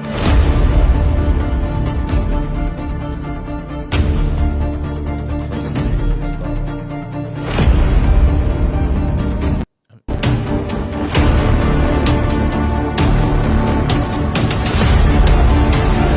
33 of those electrical turrets on it. Well, look, I mean, I'm not an expert, but I'll tell you what, if you wanted to hide a HARP ship, calling it a power station would be a pretty good cover. Let's see another video about it quickly. Central Eléctrica sobre el mar. Oh, so this is a different one. Does that say the same thing on it? So there are more than one of these boats. There are multiple. Yeah, this hasn't got the crescent moon and star. Right, so this is a different Sigil. one. Let me get rid of that. I'll go back to the main screen. It says multiple, Michael. Now, imagine if you had loads of those boats together and you directed them all in one area where all of the dams had been removed. Yeah? With potential HARP technology. This next video I'm about to show you is one of those, like, I think it's a meteorological radar image, or movie rather, where it shows the high and low pressure systems that cause our weather. Now check this out. Por favor, ¿alguien me puede decir lo que es esto? This is a time lapse, Lance, no? This is a time lapse. So down the bottom, the guy is playing with his finger, moving along the timeline. As you can see, these long energy beams of light blue pressure. Potential energy beams. Yeah. Yeah. What should we call it earlier? It was fucking Aquadew. Aquadew. DEW. Yeah, DEW, Aquadew. Look where all of those lines are pointing. I'm just going to let it play. Desde las 4 de la tarde, las 5, las Have you 6. ever seen weather that looks like that? Y enfoca hacia Denia, Valencia. Las 7 de la tarde, 8 de la tarde, no para. Is he saying retarde? Sigue, sigue, a ver, anoche. Estos son nubes, esto es lluvia. So this shows over hours Dentro del mar. a sustained... I'm saying it. That looks like an energy attack. Mate, it looks like a Jew. What could have been causing this? Do you reckon there might be a line of those boats? Literally along here at the start of these beams. Well, all As I said facing earlier, Valencia. Michael, I'm no expert on this, but there's no coincidences in Clown World. And like when we had Matt Lamon on the show and we showed the photographs of the... Imagine you had a puddle and threw a pebble in it and it ripples out in a circle.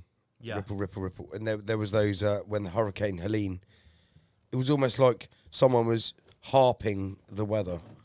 Yeah, I've seen it. It looked like almost like the flower of life, like a pulsating shape. It was like geometric. I don't care what anyone says. I think that's actually very good evidence that this is a theory here. Because people say that wherever they see these ships, that's the other thing. This is the reports. You see one of these ships offshore, you're about to get hit with some Schwabian weather, some weather technology. So yeah, let's keep an eye out. This, this is Mate, something that's I only came across pretty this week. deep. That is pretty It's pretty deep. sinister, pretty dark. So I think we can pretty much. There's no coincidences in Clown World. I think we can Let's cross be the honest. next thing off the list, which was weather modification. We're doing all right. We're doing all right. Okay.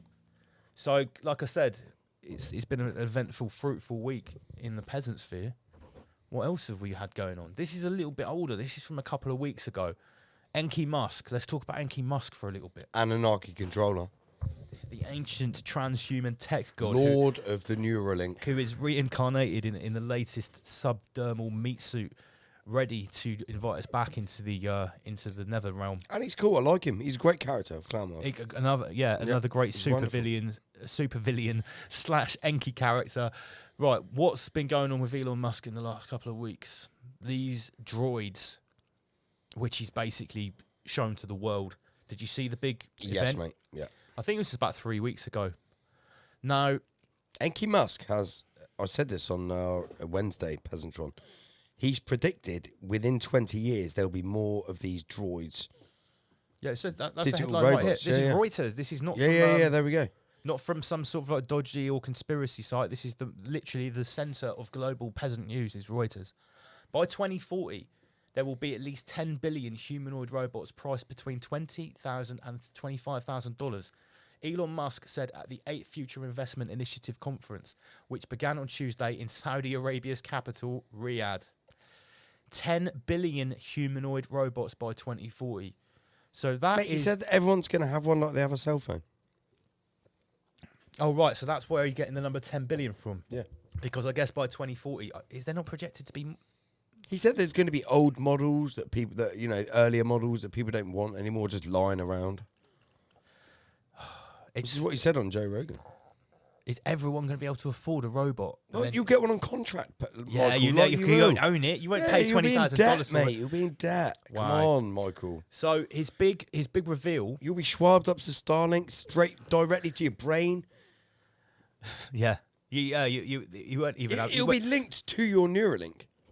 Maybe it'll be like your avatar, and you just sort of like lying at home, and you just send that one of these Musk things. You could just get fat on your sofa and it could just do everything for you. Basically, the robots that he revealed a couple of weeks ago look so crap. They were basically pretty much copied directly from iRobot, even to the case, as you can see here with the infographic, iRobot has a robot train, Tesla has a Tesla train, iRobot car, the Tesla truck, or the Tesla car, Series S or whatever that is. The robots look exactly the same. iX, SpaceX, Twitter X. The director of iRobot accuses Enki Musk of copying his designs for the Tesla robots and vehicles. Like, Okay. I think he might even be starting a lawsuit because he was like, you totally ripped off my original design. Well, okay. Did you make them?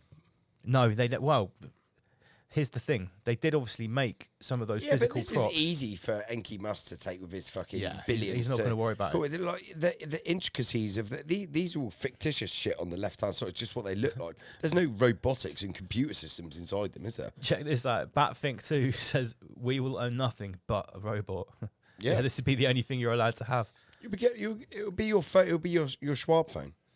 Get No. it on contract. Here's the thing. These robots are called Tesla Optimus. So he's also nicked that off Transformers, like Optimus Prime. So unoriginal.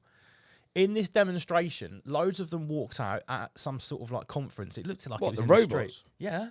Did they? Yeah. They walked out. They started greeting people, shaking their hands, having conversations with them. Oh, I saw this. Yeah. Literally, robots were pouring drinks for people, right? I didn't see that. I saw them shaking hands with people. Nah, but Enki Musk was bullshitting, mate. He was trying to say, or the ethos was that these robots are autonomous. They're running off AI, and they've been programmed to run off AI and think for themselves and see their spatial awareness and do what they're doing. They were having full-blown conversations with people, but it comes to light very shortly afterwards, within a few days, that these robots were linked to people in the studio with microphones, and it was people talking through the robots. So do you think this was a massive beta test? I think it's actually a bit of a peasant show. It makes me wonder whether what they're saying is actually true. Because who's to say that if someone wasn't talking through the robot, that the robot wasn't actually already being controlled by someone as well? Imagine one peasant who's working for Enki Musk and the Cuboids were in control of 20 robots. Yeah. You could have 10 billion. Yeah, exactly. This is something Bro Sanchez was talking about with these robots. He was basically suggesting that they're never going to be human AI. They're never going to be controlled by AI. These robots will eventually be controlled by people's consciousness that has been loaded out of their meat suit and into these robots. That's what they want us to end up like. They want us to have our consciousness uploaded to a cloud and then beamed back down into one of these robots. So wait, what's going on with your meat suit? It's gone. It's been resequestered.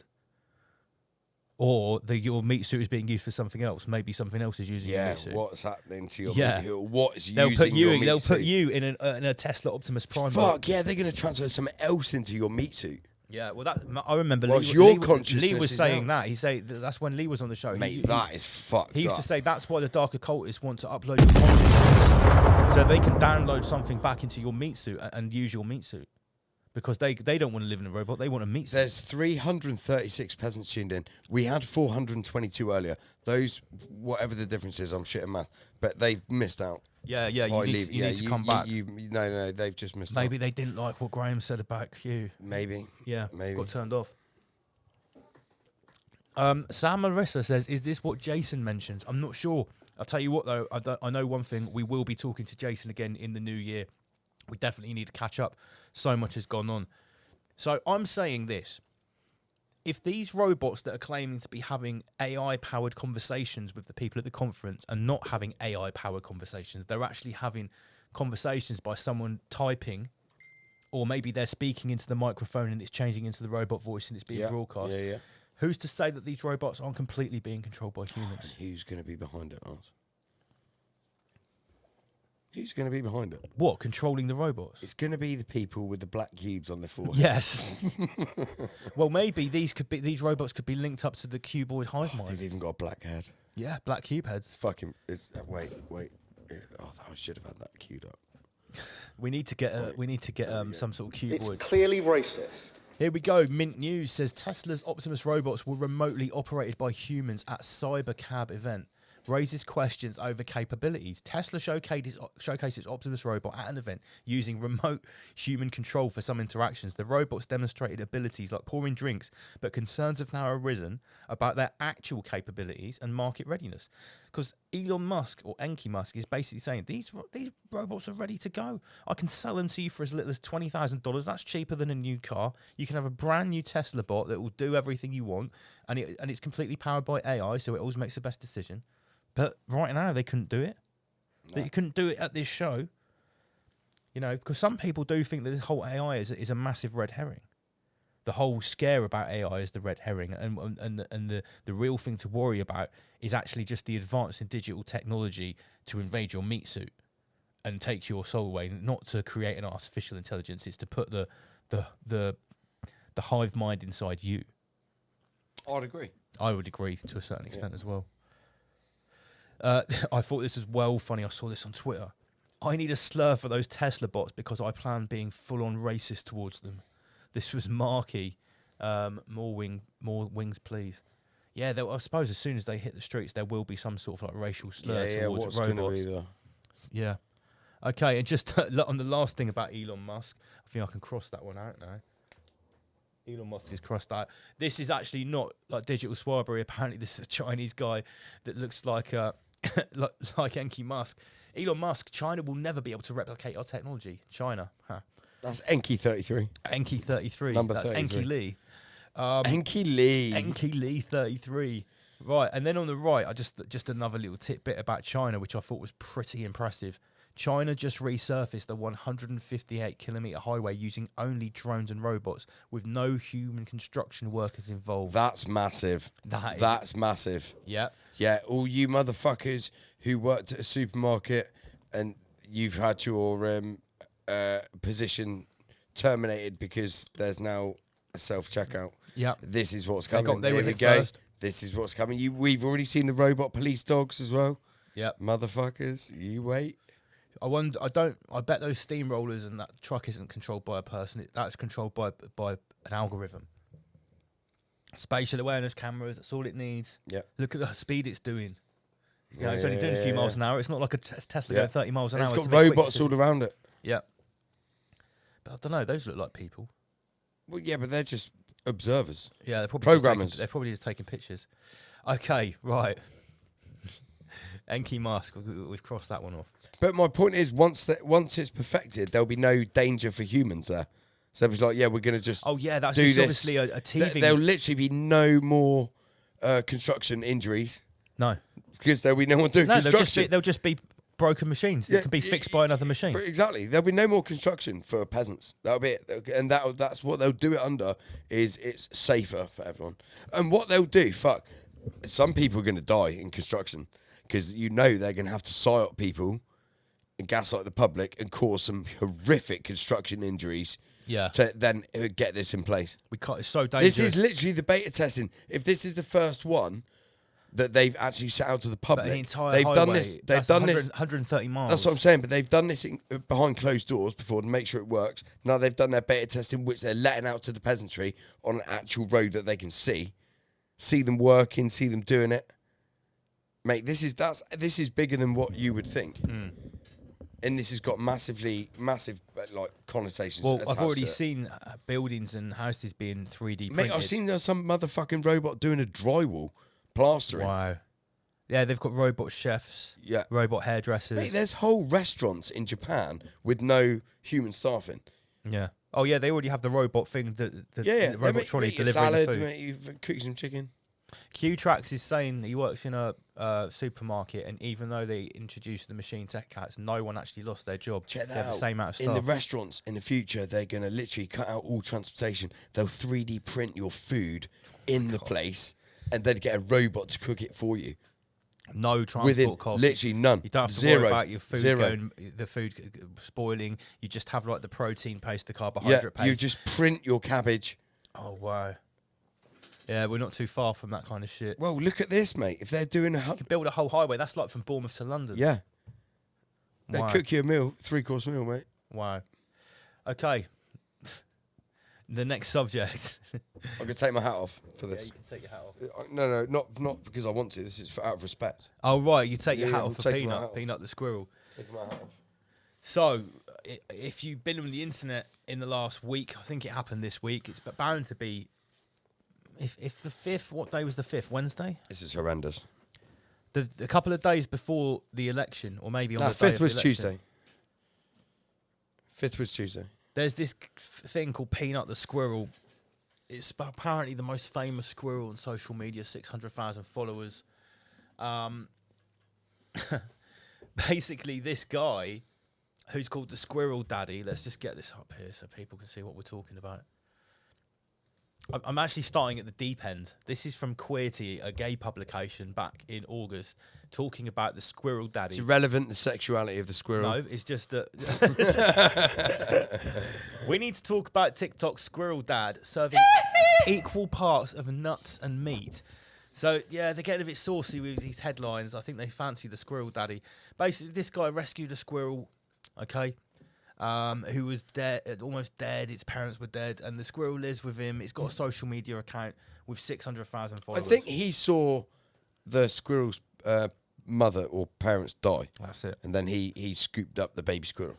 Now, what happened was this squirrel has basically been assassinated by the authorities. It has, Lance. It's not euthanized. It's not put to sleep. It's been assassinated. That's the correct terminology. They there. broke into this guy's flat, like a whole team of like armed police. They basically trashed his flat. They made the dude sit outside for 5 hours, right, in cuffs, while they raided his shit and murdered his pets. That's exactly what happened. Do you reckon the squirrel was hiding and that's why it took 5 hours? Fucking right, wouldn't you? Damn. You got a load of order followers coming in trying to murk your ass. No, one thing that people don't know about the Squirrel Daddy is that he also has an OnlyFans. And this article here on the left, in 2017, an electrical engineer in his early 30s named Mark Longo was in New York City and saw a squirrel had been run over by a car. She left a baby behind. Blah, blah, blah. Peanut was domesticated like a cat, but with a twist. And Longo had an idea for a business. He'd film himself masturbating and selling it on OnlyFans, packaged with scenes of his squirrel. No. Packaged with scenes with his squirrel, yeah. So this guy... So he'd wank with the squirrel in the background. The squirrel would probably be sat on his shoulder while he'd be like whacking one out. It's a bit weird, man. It's very weird. But the thing is, the only reason I brought up this aspect of it is he sort of became like obviously an instant meme. People were horrified that the authorities would break into your place and murder your pets. And people on the right really picked him up saying, you know, this is enough. We'll fucking stand up for Peanut. But then it turns out the guy's got an OnlyFans, and he's been masturbating with the squirrel. I would argue it's even more reason to be outraged that they assassinated a squirrel who not only saw its parents or mother die, but then was subject to gay masturbation trauma, and then subsequently assassinated by the government. I mean, what a fucking life. Yeah, right. What a life for the squirrel. Yeah, well, yeah, Like, not many squirrels get to have an experience He didn't like ask that. to be on the shoulder of somebody like wanking online. No? No, he didn't. No. Peanut didn't ask for any of this. No, but- so let's guys, let's try and separate Peanut from the weird fucking squirrel masturbator. It does remind me about the story about registering your chickens. Look at him in his little hat though. Yeah.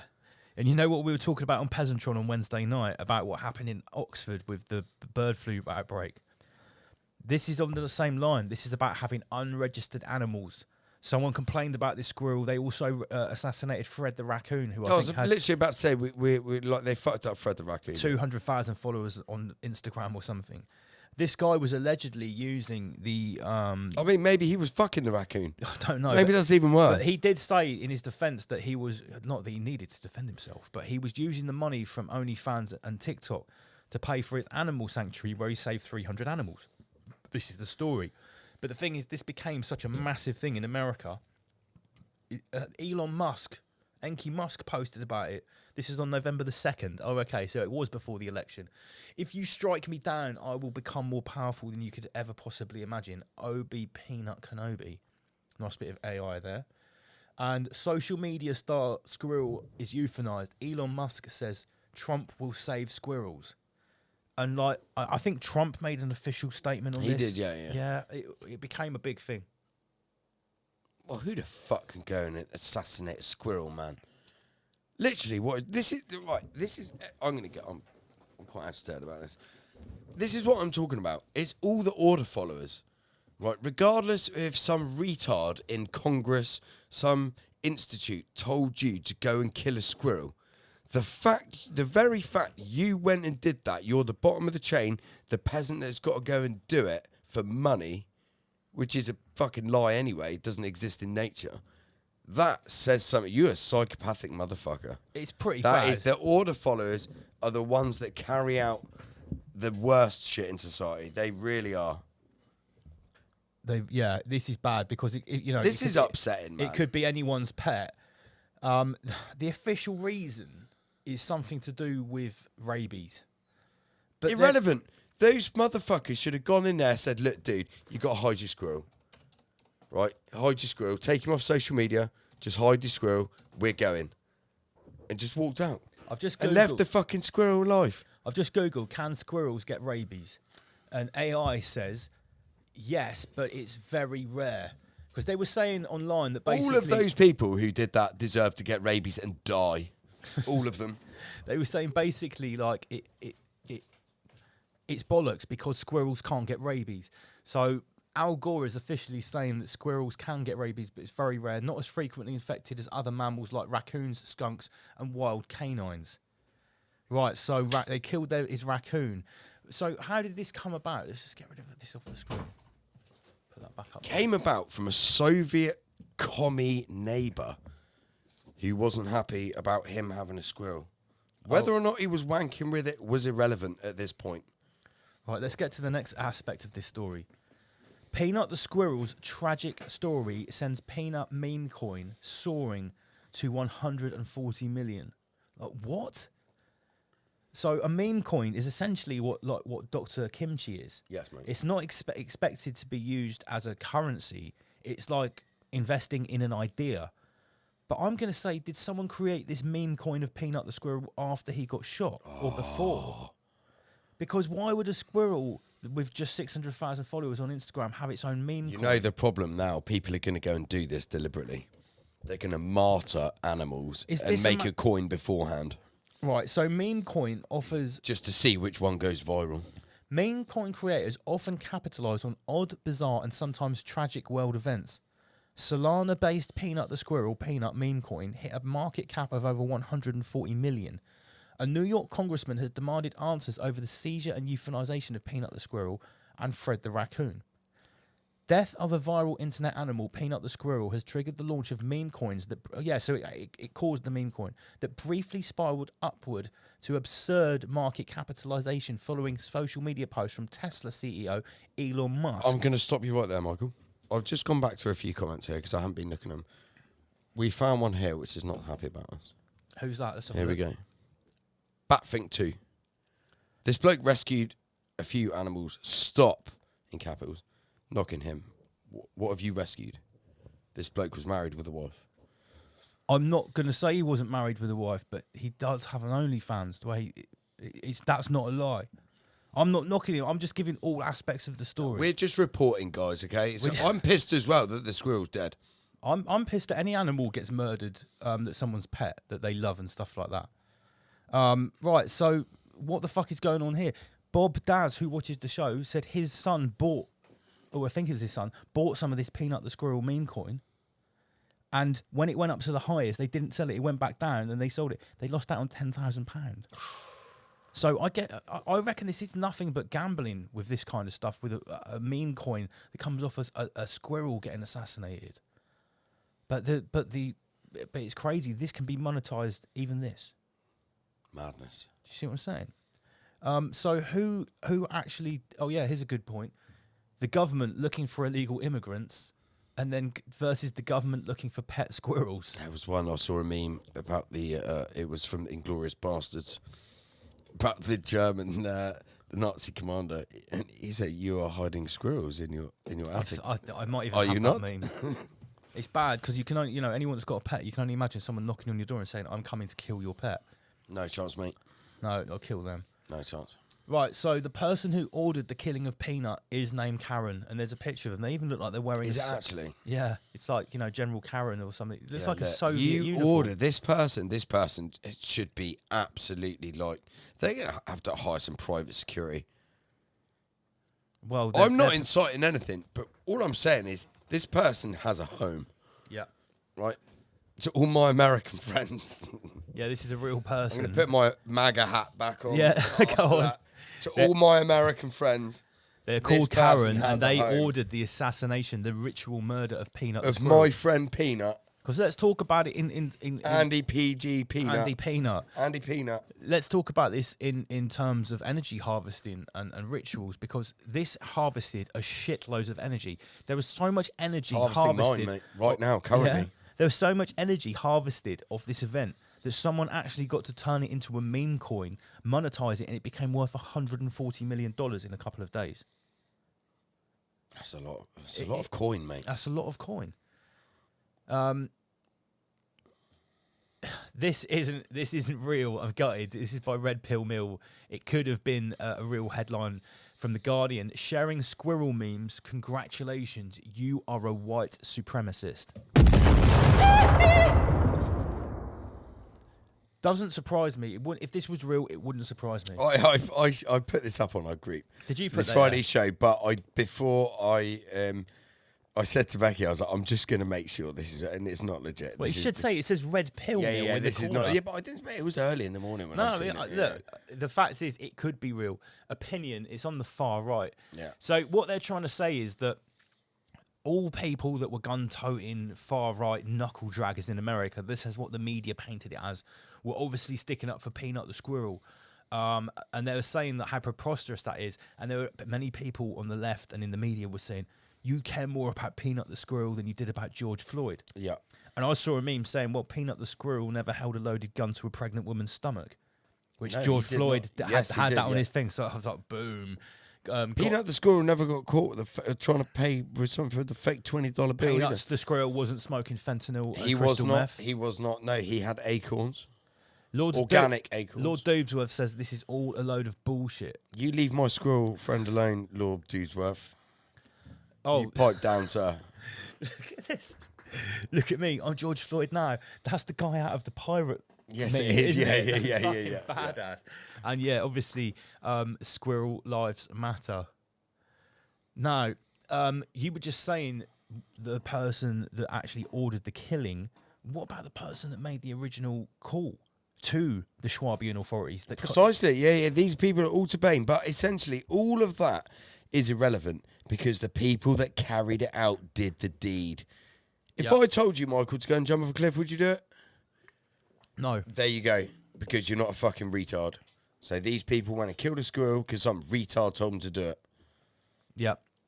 That's it. Well, that's here- that's the nuts and bolts of it. The retard in question is this woman here. So they were officially killed Again, by a Karen. to all my American friends, this woman has a home. So this says, what a disgusting person. Her name is Monica Kiesler, and she's the one who called in the complaint about Peanut the squirrel. She has now deleted all of her social media, make her famous. Someone's already posted. Now she's calling herself Monica Ann. So, like, people Excellent, are on her. excellent. Her life Monica is going to Ann, be guys. ruined. Yeah, she's fucked, mate. She's fucked. Her life is going to be ruined. And then we've got this little... She ruined. She deserves it. She ruined. Yeah, she yeah, fucking that's- ruined. That's natural law. She does deserve That is everything. natural law. This little synopsis here. Lady calls in a false report out of pure spite. Gets 2 animals killed for no reason. She thinks she got away with it. Then she gets found. She's now hated by at least half of the entire US and is in hiding. Looks like people found the woman that called in the complaint and got the squirrel killed. She was apparently bragging about reporting the owner, but has now deleted her social media accounts and she's gone into hiding. This is from the 2nd. So all of this happened before the election. This is fresh off the Michael, guys. If this is all a fabricated story and it's not true, maybe the whole point was that meme coin, and this was $140 million pump and Potentially, dump yeah, move by yeah. a few of the communists that were just getting voted out. Maybe, yeah. Maybe this was their last. Their last little dip into the Bolshevik pot. swing. Their last little energy harvest before Yeah. Donald Trump brings in a bigger AI-powered energy harvesting machine. Nice. Yeah. See what I'm saying? Have we got okay. any more squirrel slides? No, that's the last Right, of the on a squirrel. segment here, before we go to the little hats. Yeah, that's a good point. Right, we're talking about peasants who deserve to be outed. You showed me something the other day, Lance, about a certain guy with a certain show. So it's on the notes here. It's actually the front one at the top. This There guy, we go. Nigel Watson. Now, Nigel Watson, he I think he still does. He watched this show a lot. You used to see him in the comment section at all, and he had his own channel. He's got more subscribers than us, like 20,000. He makes a lot of videos about the Soviet Fucking Union. difference does that make? No, I'm just saying, he's Right. not, on YouTube, he's not a no one. He has a following. Right, He's okay, done yeah, a body yeah, of work. Now, Nigel, I always assumed was a fan of this show. He even uses ours and Sheep Farm's terminology a lot when he's describing what's going on. He says the Britney Spears concert, he calls people peasants, sausage fingers, etc., etc. But this week, and Dom won't mind me saying this, I got a phone call from Dom and an email saying, who is this Nigel Watson guy? Is this another Mark Windows situation? I was like, why? What's been going on? What has he said? And Dom basically showed me a screenshot where someone had been messaging him saying, oh, Nigel Watson is calling you and Chris little hat haters. Right? We're fundamentalist dark occult Zionist little hat. He says, yes, that's well, correct. he was saying the J word haters, right? Oh, come on. No, It's I'm not such being an funny. umbrella term. Dom and Chris's research is amazing. It gets to the bottom of everything. I've never once heard him even say, like, point out that someone is of that ilk. He's literally just saying, this person has done this. Here's the paper trail for people who've done that. So that really puzzled me, right? I thought, why is he saying that about Dom and Chris when he uses our terminology? He says he's a fan of sheep farm and stuff. And then I watched his latest video, which happened to be on Amish Inquisition, right? Big up Amish Inquisition. Their shows are normally 2 or 3 hours long like ours. And I noticed straight before I started watching it, this one was only 49 minutes. I thought, why is that? Now, Nigel Watson came on to do this presentation that he said he'd been preparing. And as he started talking, within the first couple of sentences, he basically opened his spiel with, oh yeah, you know, I watch Rides Above and Sheep Farm. And like, no, that's how he started his talk. Within the first 30 Within seconds. the first 33 seconds. 20 seconds. And then he went on to say, but I think they get it wrong and they missed the point a lot. And he started talking about natural law. But here's the thing. That's when Lance showed me that and he started saying about where they don't know about natural law. I had to grit my teeth because I can assure you. Now, let's get it straight. Rise Above is a Friday night chat show. It's basically infotainment. We have a laugh. We have a great laugh. We also get some interesting guests and we talk about the topics. What we don't need to do is give people a lecture about natural law on a Friday night every week. We point out the great places and people you can go to. Andy, how fucking many times all the do time I mention Mark and Passio how and important natural law is? And like everyone who watches this show who's not a fucking retard, like, what's his name? I don't even know his Nigel name. Watson. Nigel Watson, who is clearly a retard. Mate, just go, if you want to learn about natural law and know about natural law, go and watch Mark Passio's shit.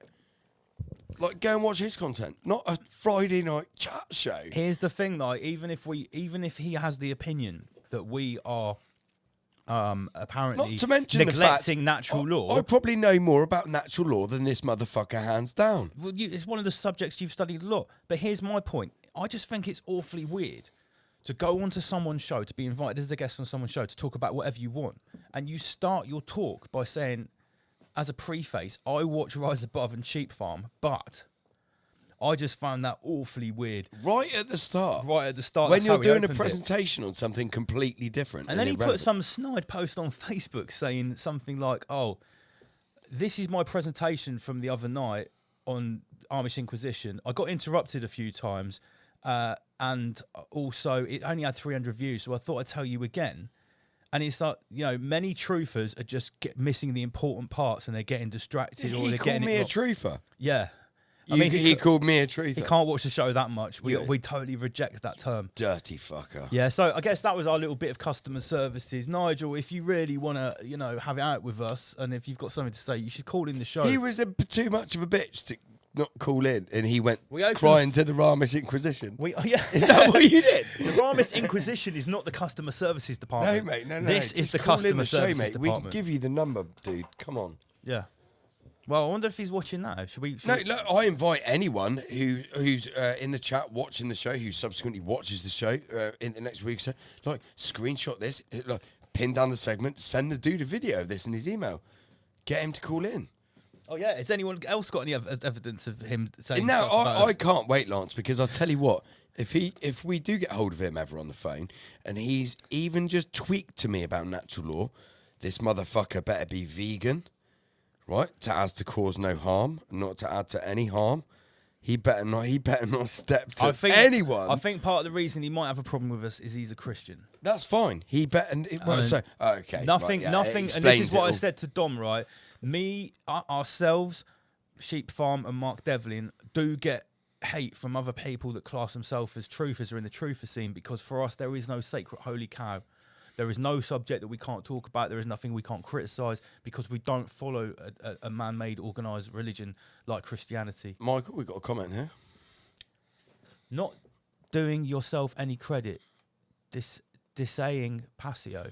We're not what do you mean by dissaying? I'm not And we're not familiar. dissing him. We're saying that Mark No. Passio is a good source. of Mark natural Passio's a law. legend, mate. I don't know what that word means. What does this No, saying nor mean? do I. I don't know if it's good or bad. Right, well, we're not disagreeing or dissing Mark Passio. We're actually saying... Mark Passio's work is absolutely legendary. We fully support Mark Passio's work on the show. Yeah, we're saying if I- you want I've to literally said learn that from about day one of the if you show. want to learn about natural law, go and listen to Mark Passio. That's what we're saying. We're That's not what we're sure saying. if Tree Dude, you're not getting what we're saying. Okay, one last thing, and then I will have a micro break because I actually need to go for a piss. I've got to give a shout out to. Let me just make the screen bigger. I got a really cool gift in the post this week, and it was on the board. Dr. Robert's Healing Salve. Oh, don't overlay me. Oh shit! Get rid of the thing. So I got this wicked little pot in the post this week from someone called Dr. Robert, and it's basically a homemade CBD salve. I've got a feeling it might have a little bit more than CBD in it. And he makes this. He is going to be shotting it from his overcoat at the Ramesh Weekender. And it's basically like painkiller cream, and it's heavily loaded with good stuff. So I just wanted to say thank you for that free gift. I will put the your Can you email. smear your Rizzler in it? I wouldn't recommend No, it. It's okay. a cosmetic. You don't want to smoke that. No, you've got to rub it into your skin. So I'm going to put his email if anybody wants to purchase his CBD salve. It's actually cbd-salve@hotmail.com. So big thank you to Dr. Robert. I just needed to give him a little shout out there. Nice. Right, we're going to have a micro break, and then we've got the final subject for tonight, which I particularly think is probably one of the juicier ones. Yes. So we are going to go a little bit longer tonight, but not too much. Let me just put a video on. No, I don't want an extra camera. And surprise, surprise, it involves the little. Oh, what a surprise! Sorry, a subsect. No, of the little proper, hats. the proper little hats. Cuboids, guys. Okay, so we will. I'll put the Equinox video on. See you in 2.5, 3 Also, minutes. shout out to Nigel Watson. Yeah, shout out to Nigel Watson calling on the next customer services. You fucked hard. Word, power, and sound. Every positive movement, every conversation, every connection.